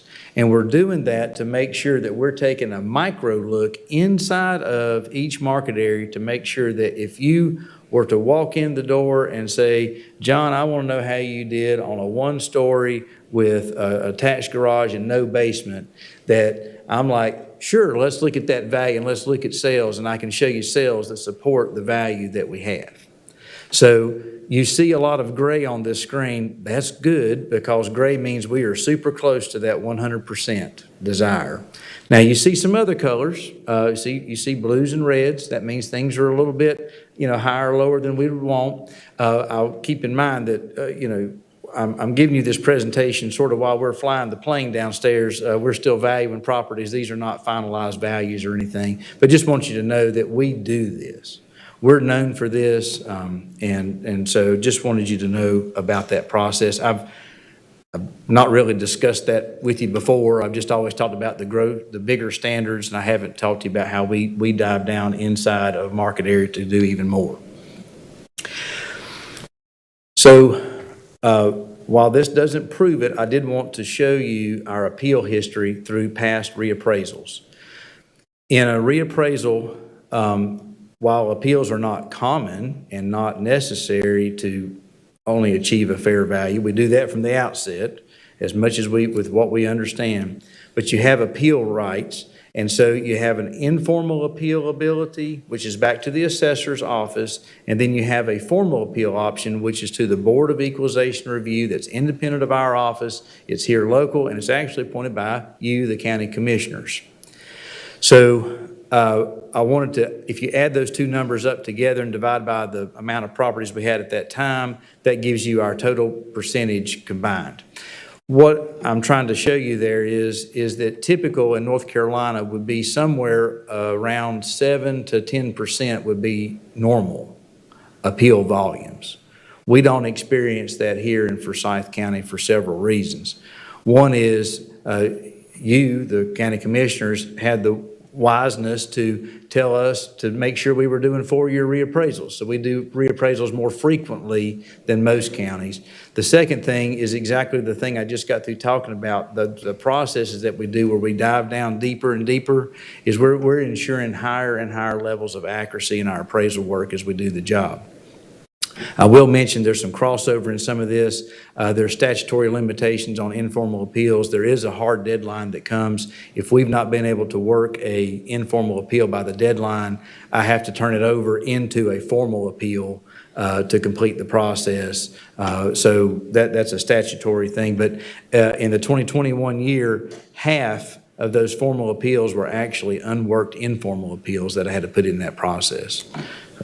So I just want to say this, John, and I don't mean any harm by it, but I want us to be careful about gloating in terms of that, because I feel like some constituents in my district probably don't know that there's an appeal process or how to get through that.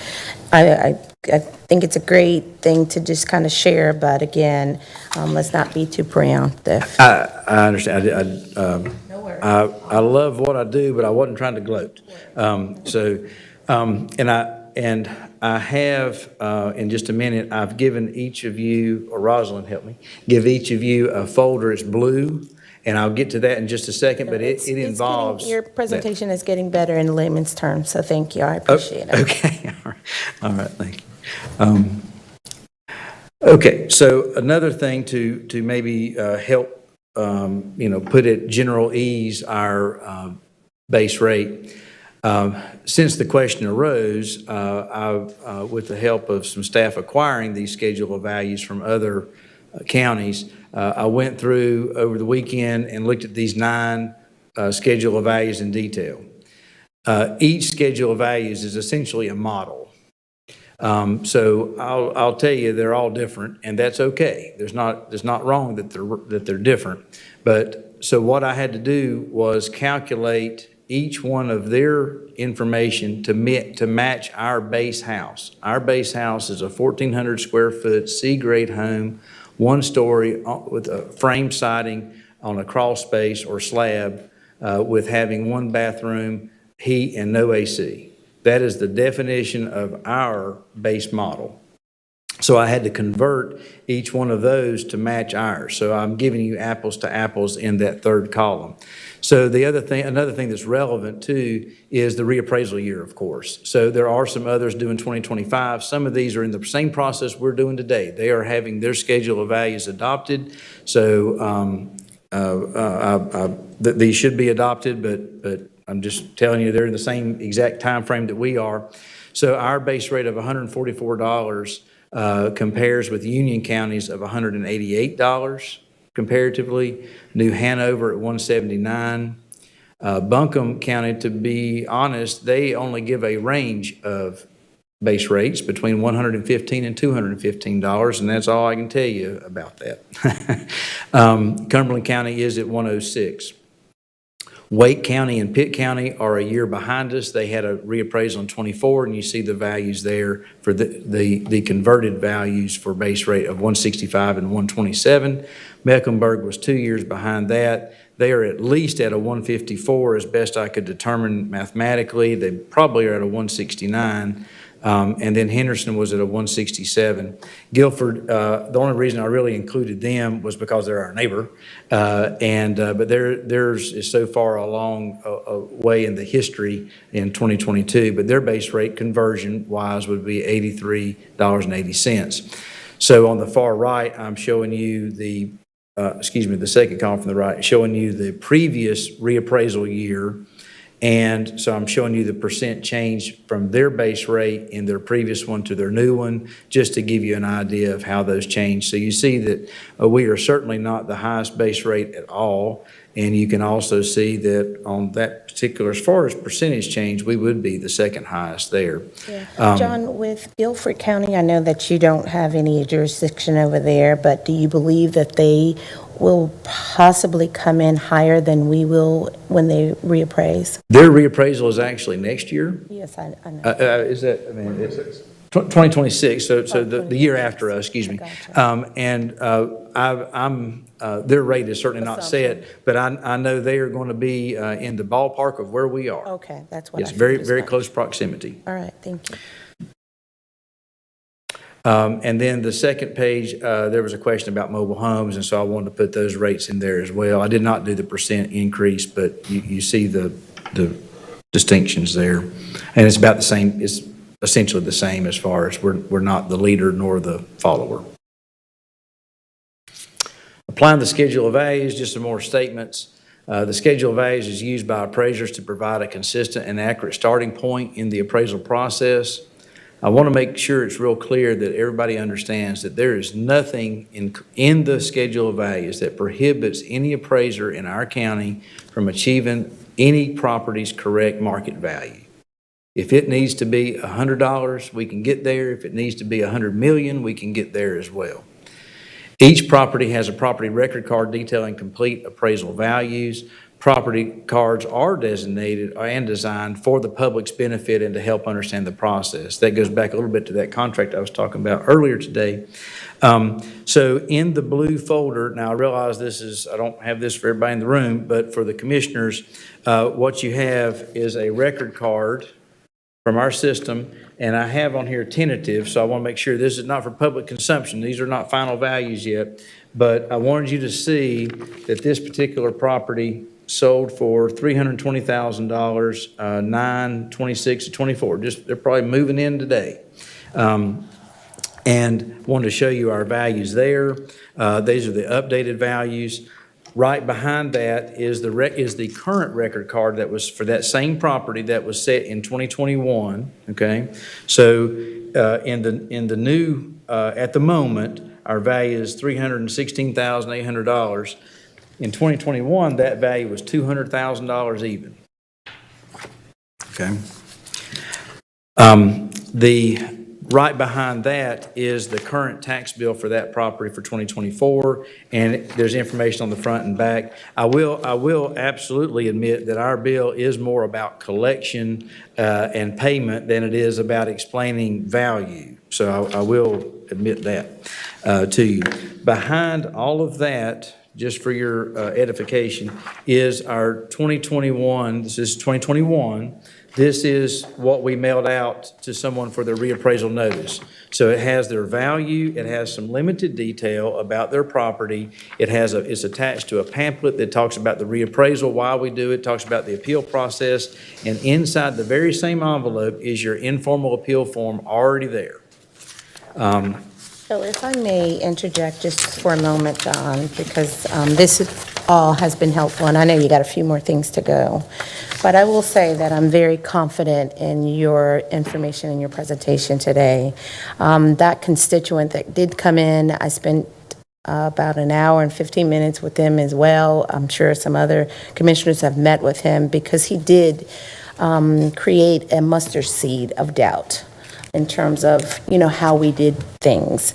But I was even more confident to have our county manager in the room to kind of walk all through this. Mm-hmm. And I'm grateful for my fiance, Michael Black, as well. He's an engineer from North Carolina A&T, and he was able to kind of bring things down to a very minuscule way that I could understand this in layman's terms. So may I please, again, tell you I appreciate you. I'm very confident in the information that you've given in this forum today. Okay. But I just needed to stop you and tell you that, so thank you. Well, I do appreciate that very, very much. Let's see, and we'll have the detailed property record cards for each one. There's a couple of things I guess I'm repeating, but I really want you to know. And so an accurate and fair appraisal value is issued at the beginning of the reappraisal. The expected date of our mailing is February of 2025. Each property value details components of land, buildings as they exist, while identifying how the property was appraised. 2025 reappraisal notices will contain an informal appeal form. They have for many reappraisals. We'll continue that for 2025. Each property has a detailed property record card available to the public online and in our office. So for some folks, this may be the most interesting thing they've heard all day, but they really want to know, well, what about my bill, right? So that, just tell me about my bill. So, well, it's a little preliminary for that, but I can tell you these things that are true. So a tax bill amounts are based on the tax value of your property. So that's what we're doing as a reappraisal, and the tax rate of your jurisdiction. Okay? That's always the case, those two things. Your property value is established first, such as what I'm saying I hope to give to you and the public in February of 2025. Property appeals are then received, for those that may need it, received and processed as many as we can through the last business day of June of 2025. Okay? So you have from, if I give it to you on February 1st, you have all the way to the end of June to even file an appeal. Each jurisdiction's, I got to make sure I'm not in trouble here. So each jurisdiction's elected officials consider the funding needs of their jurisdiction. They consider the new updated values in the jurisdiction, and they determine a new tax rate in their budget. And that's adopted by the end of June of 2025. That process is every year. It's just this, in the year of a reval, you have this different value in the tax base to utilize. Tax bills will be issued in July of 2025 following all those processes. And while we don't know what the future holds, I can say that typically, and there's been a great history here in Forsyth County of this, typically increases in tax values allow for lower tax rates. Okay. I want to tell you some of our commitments. Here I go about fair and accurate values again, but I want to make sure you knew that they're issued to the public in the beginning. We're committed to transparency, helping the public to understand their tax values. We want you to know how to appeal, how to apply for exemptions. Appeal forms included in the reappraisal notice. In November and December, I'm engaging with the public more so and hosting open public meetings around the county. Actually, they'll be at county public libraries. The dates are already set.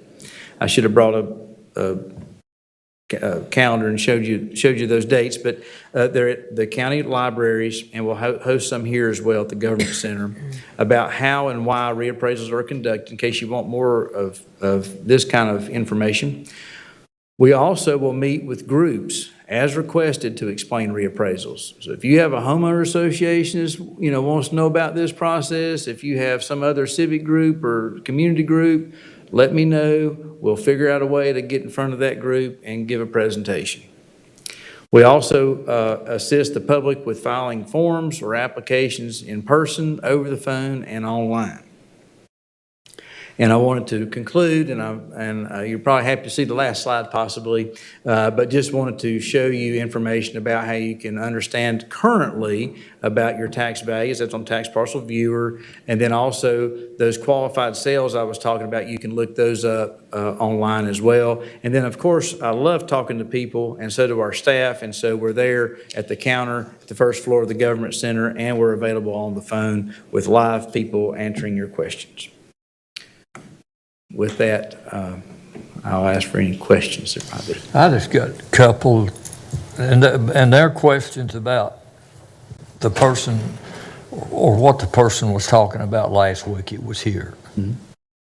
Is that okay, Mr. Chairman, to Yes, go over please. that now? Mm-hmm. Well,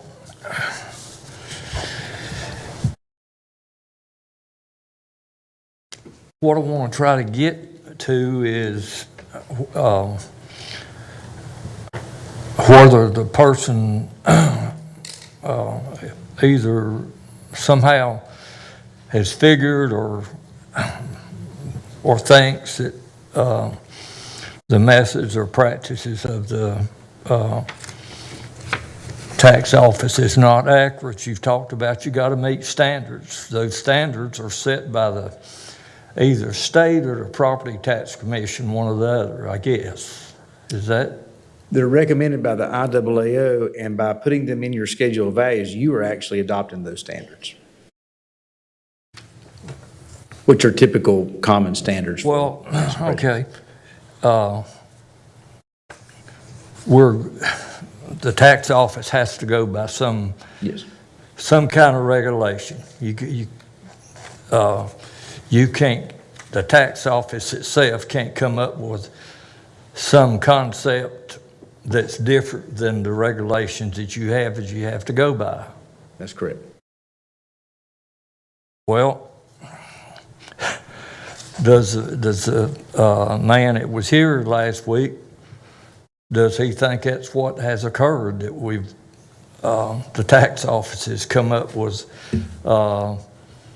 some formula that's outside of all of the regulations you go by and all of the detailed work that goes on. I couldn't answer his opinion, but I hope after this presentation, he's a believer in the process and what we've done.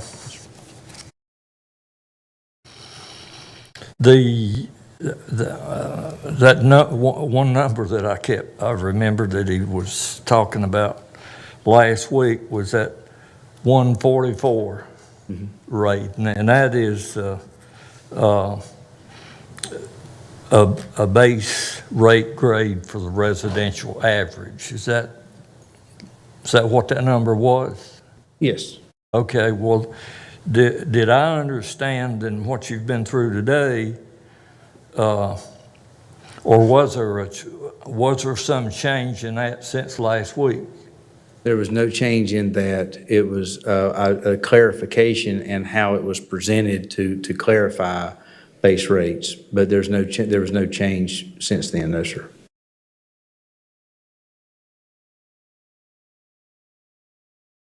Well, I guess then that with all the things that the tax office has to go through, and it is it's regulated of all of the things that's done there by other organizations and what the county and the state decides we want to do ourselves. There's a method that's and practices and standards that has to be done. Then with that is, can someone, a good mathematician like Mr. Martin, sit and figure and come up with something, not him particular, I'm just referring, he's a good mathematician, that somehow that they've looked at something and come to the conclusion that the tax office, the county has missed something, not doing it the right way, not intentional, but something.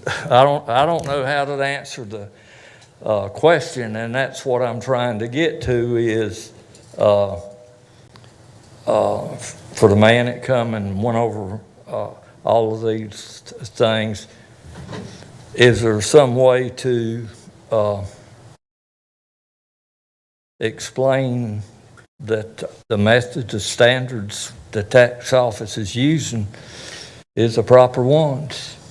I was involved in a meeting with him, and I hope that I further explained the more details behind what I just presented today. And so, I hope that he has a different or a better comfort level with my answers since then. So, John, I know that you didn't. I know that Commissioner Linville didn't ask my opinion, but. Just sharing some information in terms of conversations, and I'm not saying that I don't believe the gentleman.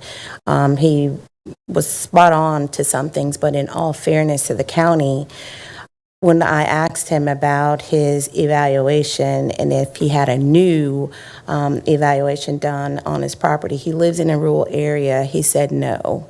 So those values that he had was something that he's had for some time, or when he purchased the land, it was already there.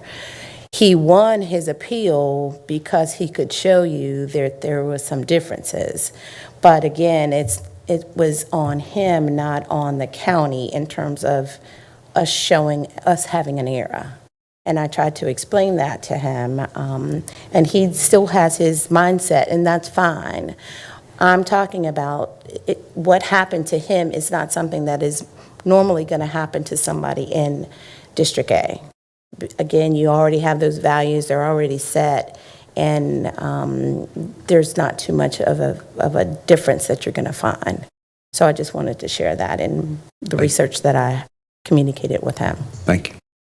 I can make one comment. Vice Chair Wisenhunt and I met with John and the taxpayer in question for over an hour this morning. I had spoken with him on the phone prior to that, and I feel, I think what John's explanation, I think the hang-up issue really dealt with, not with the calculation on the 144 per se, it was more on land values. And the land value, was there an adjustment? He felt that we were using 2021 land values in the calculation that does essentially derive the 144. And John, I think the most important part, he said, no, as we looked at that, we actually increased land values and realized this is from 21 to 23, because a lot of this work was done in 2023. We increased it essentially 25% across the board for land values. So that part of the calculation, he acknowledged, I think I'm very accurate, that he acknowledged that with that adjustment, the 144 was very defensible. I think he's, in terms of the schedule of values, I don't want to put words or misunderstand, and he could certainly correct next week, but I think what he understands the schedule of values part that we're adopting and how we got it. I think he understands that. I think the concern he may still have is on the remaining work that will deal with the adjustment in land values that show up on our bills. On your value, notice On your value actual, notice. yeah, you'll get when you get your tax, reassessment appraisal, it will show the dwelling, and I don't think he has much, I think he's kind of got that part, and it's going to show up the land that the dwelling sits on, that area, and then any additional acreage you may have.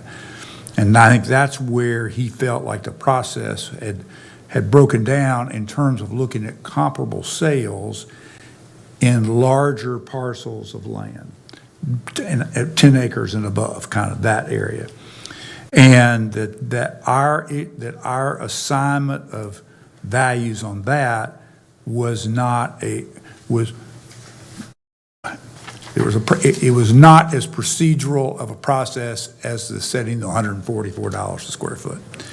And I think that was, and his interest grew out of his informal appeal back in the last cycle in 2021.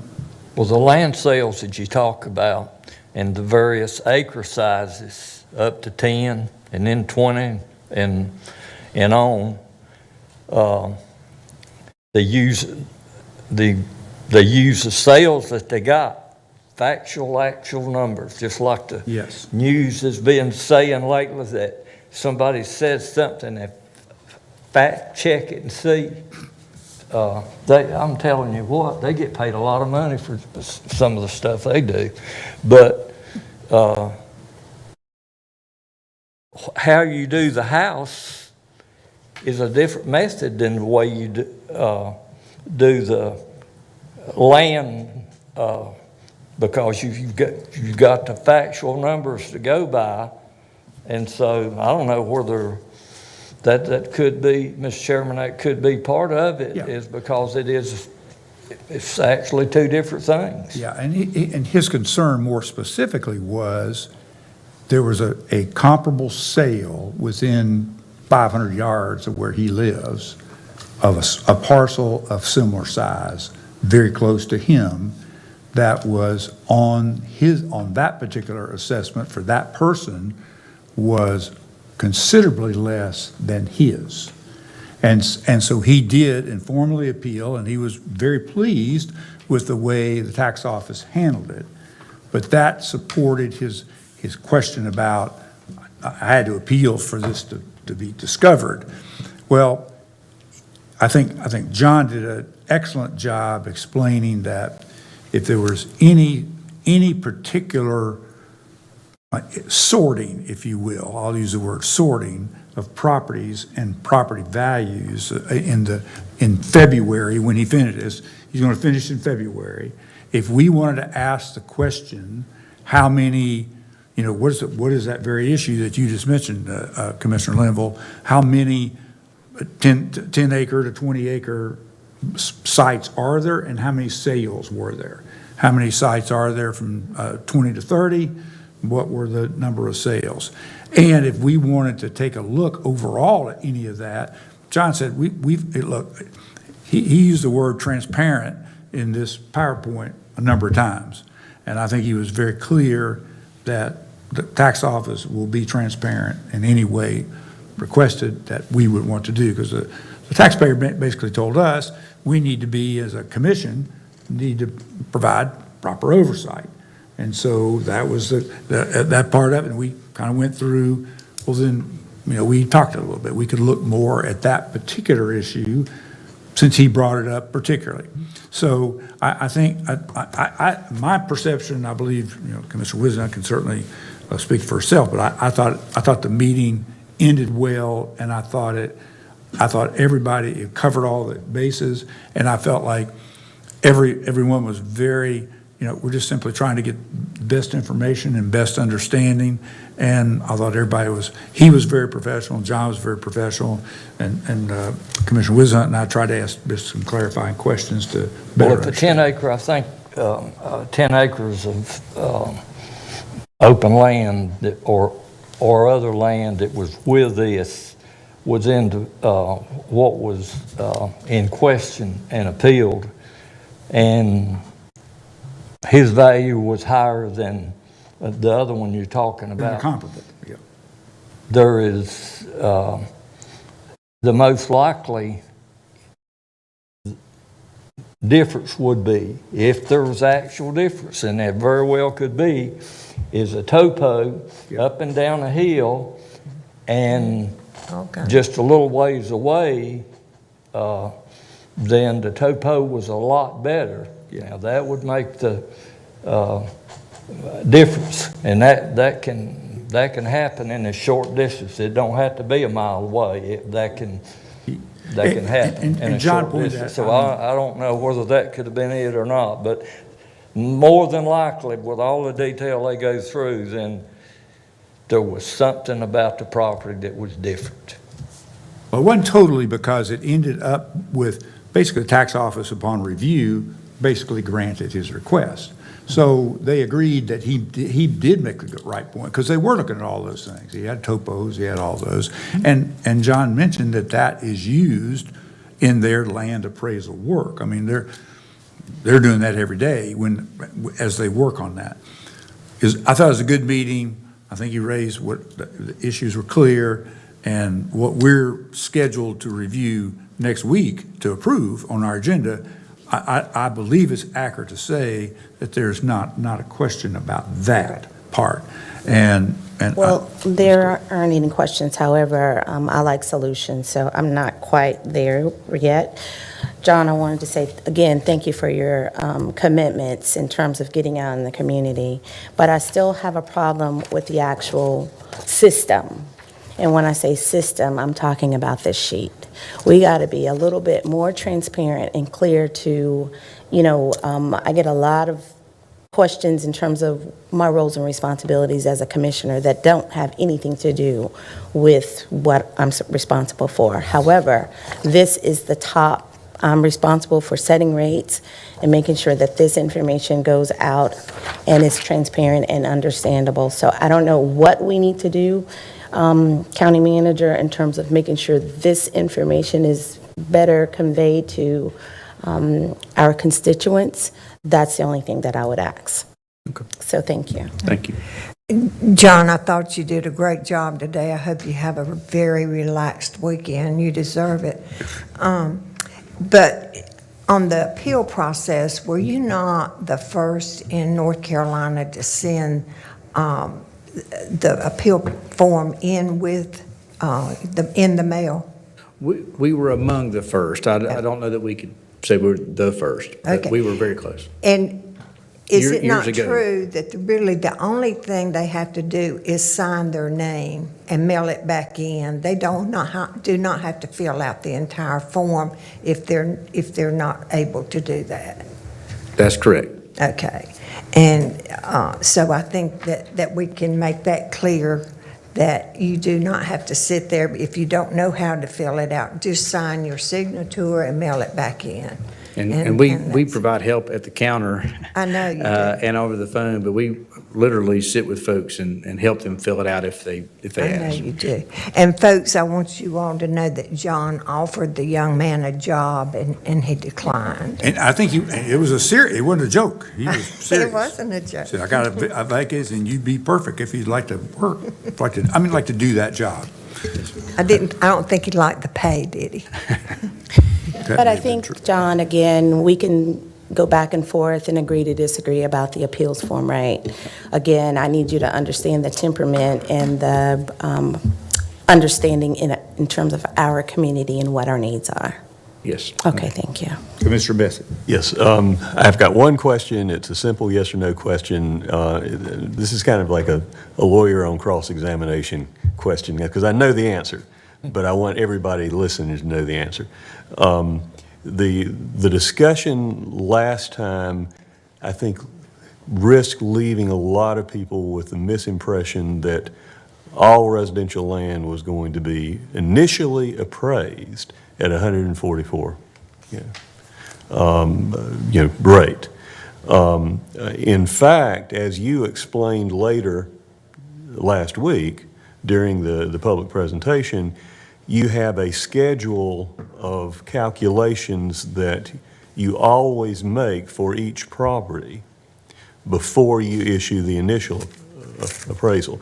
And so those are not factors that you need to appeal your appraisal to have taken into account for your property. You do those for every property before the initial appraisal notice goes out to citizens. Is that right? Yes. Thank you. Yes, Commissioner Wilson. This is not cross-examination, John, however tempting, but I may have missed it. Your materials were quite encyclopedic. What percentage of appeals from the Board of E&R by a taxpayer result in some form of relief for the property owner? You had a modest amount of appeals, I think, relatively speaking. I believe, to make sure I have your question right, is of those that appealed to the Board of Equalization Review, what was the outcome of those appeals? What percentage of those result in some form of relief for the taxpayer or property owner? I don't know that number exactly. I know that overall it is a decent number because there are elements that we don't always know. I don't know that your basement's leaking until you tell me that through the appeal process and things like that. So usually the folks that are appealing to the Board of Equalization Review, there's something there that maybe we just didn't know. And that can be things like leaking basements, leaking roofs, the overall condition of the home, things like that on the inside. And so when we are presented with that information or can see it and are invited to see the property in more detail, then it's easy for us to make those adjustments. And it's significant, you said. A significant percentage obtain some form of relief. A good percentage of those that appeal, there is something that, because they have warranted appeals for reason, and we're able to get more information and make adjustments. I don't mean to say that it's always a significant value change, but it would be, they would result in some changes. I mean, there's plenty that after we explain the process and show them the sales, they withdraw. There are others that appeal that we do not change value. There are some that appeal that we actually increase the value. Those are the smallest amount, but. Okay, and beyond that, to the PTC, what percentage of those appeals result in some form of relief for the taxpayer? Well, first, I'd have to do some research on that, but there's very, very few properties that go beyond the county level to ever go to Raleigh at the PTC. And with regard to your sales ratio analysis, is that applied to all 30,400 property sales? Yes. Thank you. Yes, sir. Any other questions for John? All right, John, thank you for your thorough preparation. I believe that one chart you had that showed all those grades where you recalculate all those square footage adjustments, how long did you say it took you to do that? It was about an hour and a half per one. Yes, sir. There were 57 of them.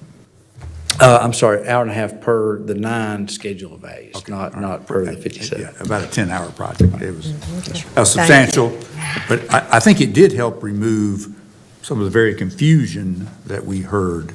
I would agree, yes, sir. Yes, okay. That's great. Big bucks. All right, thank you. Thank you, John. I just have a closed session motion. Please.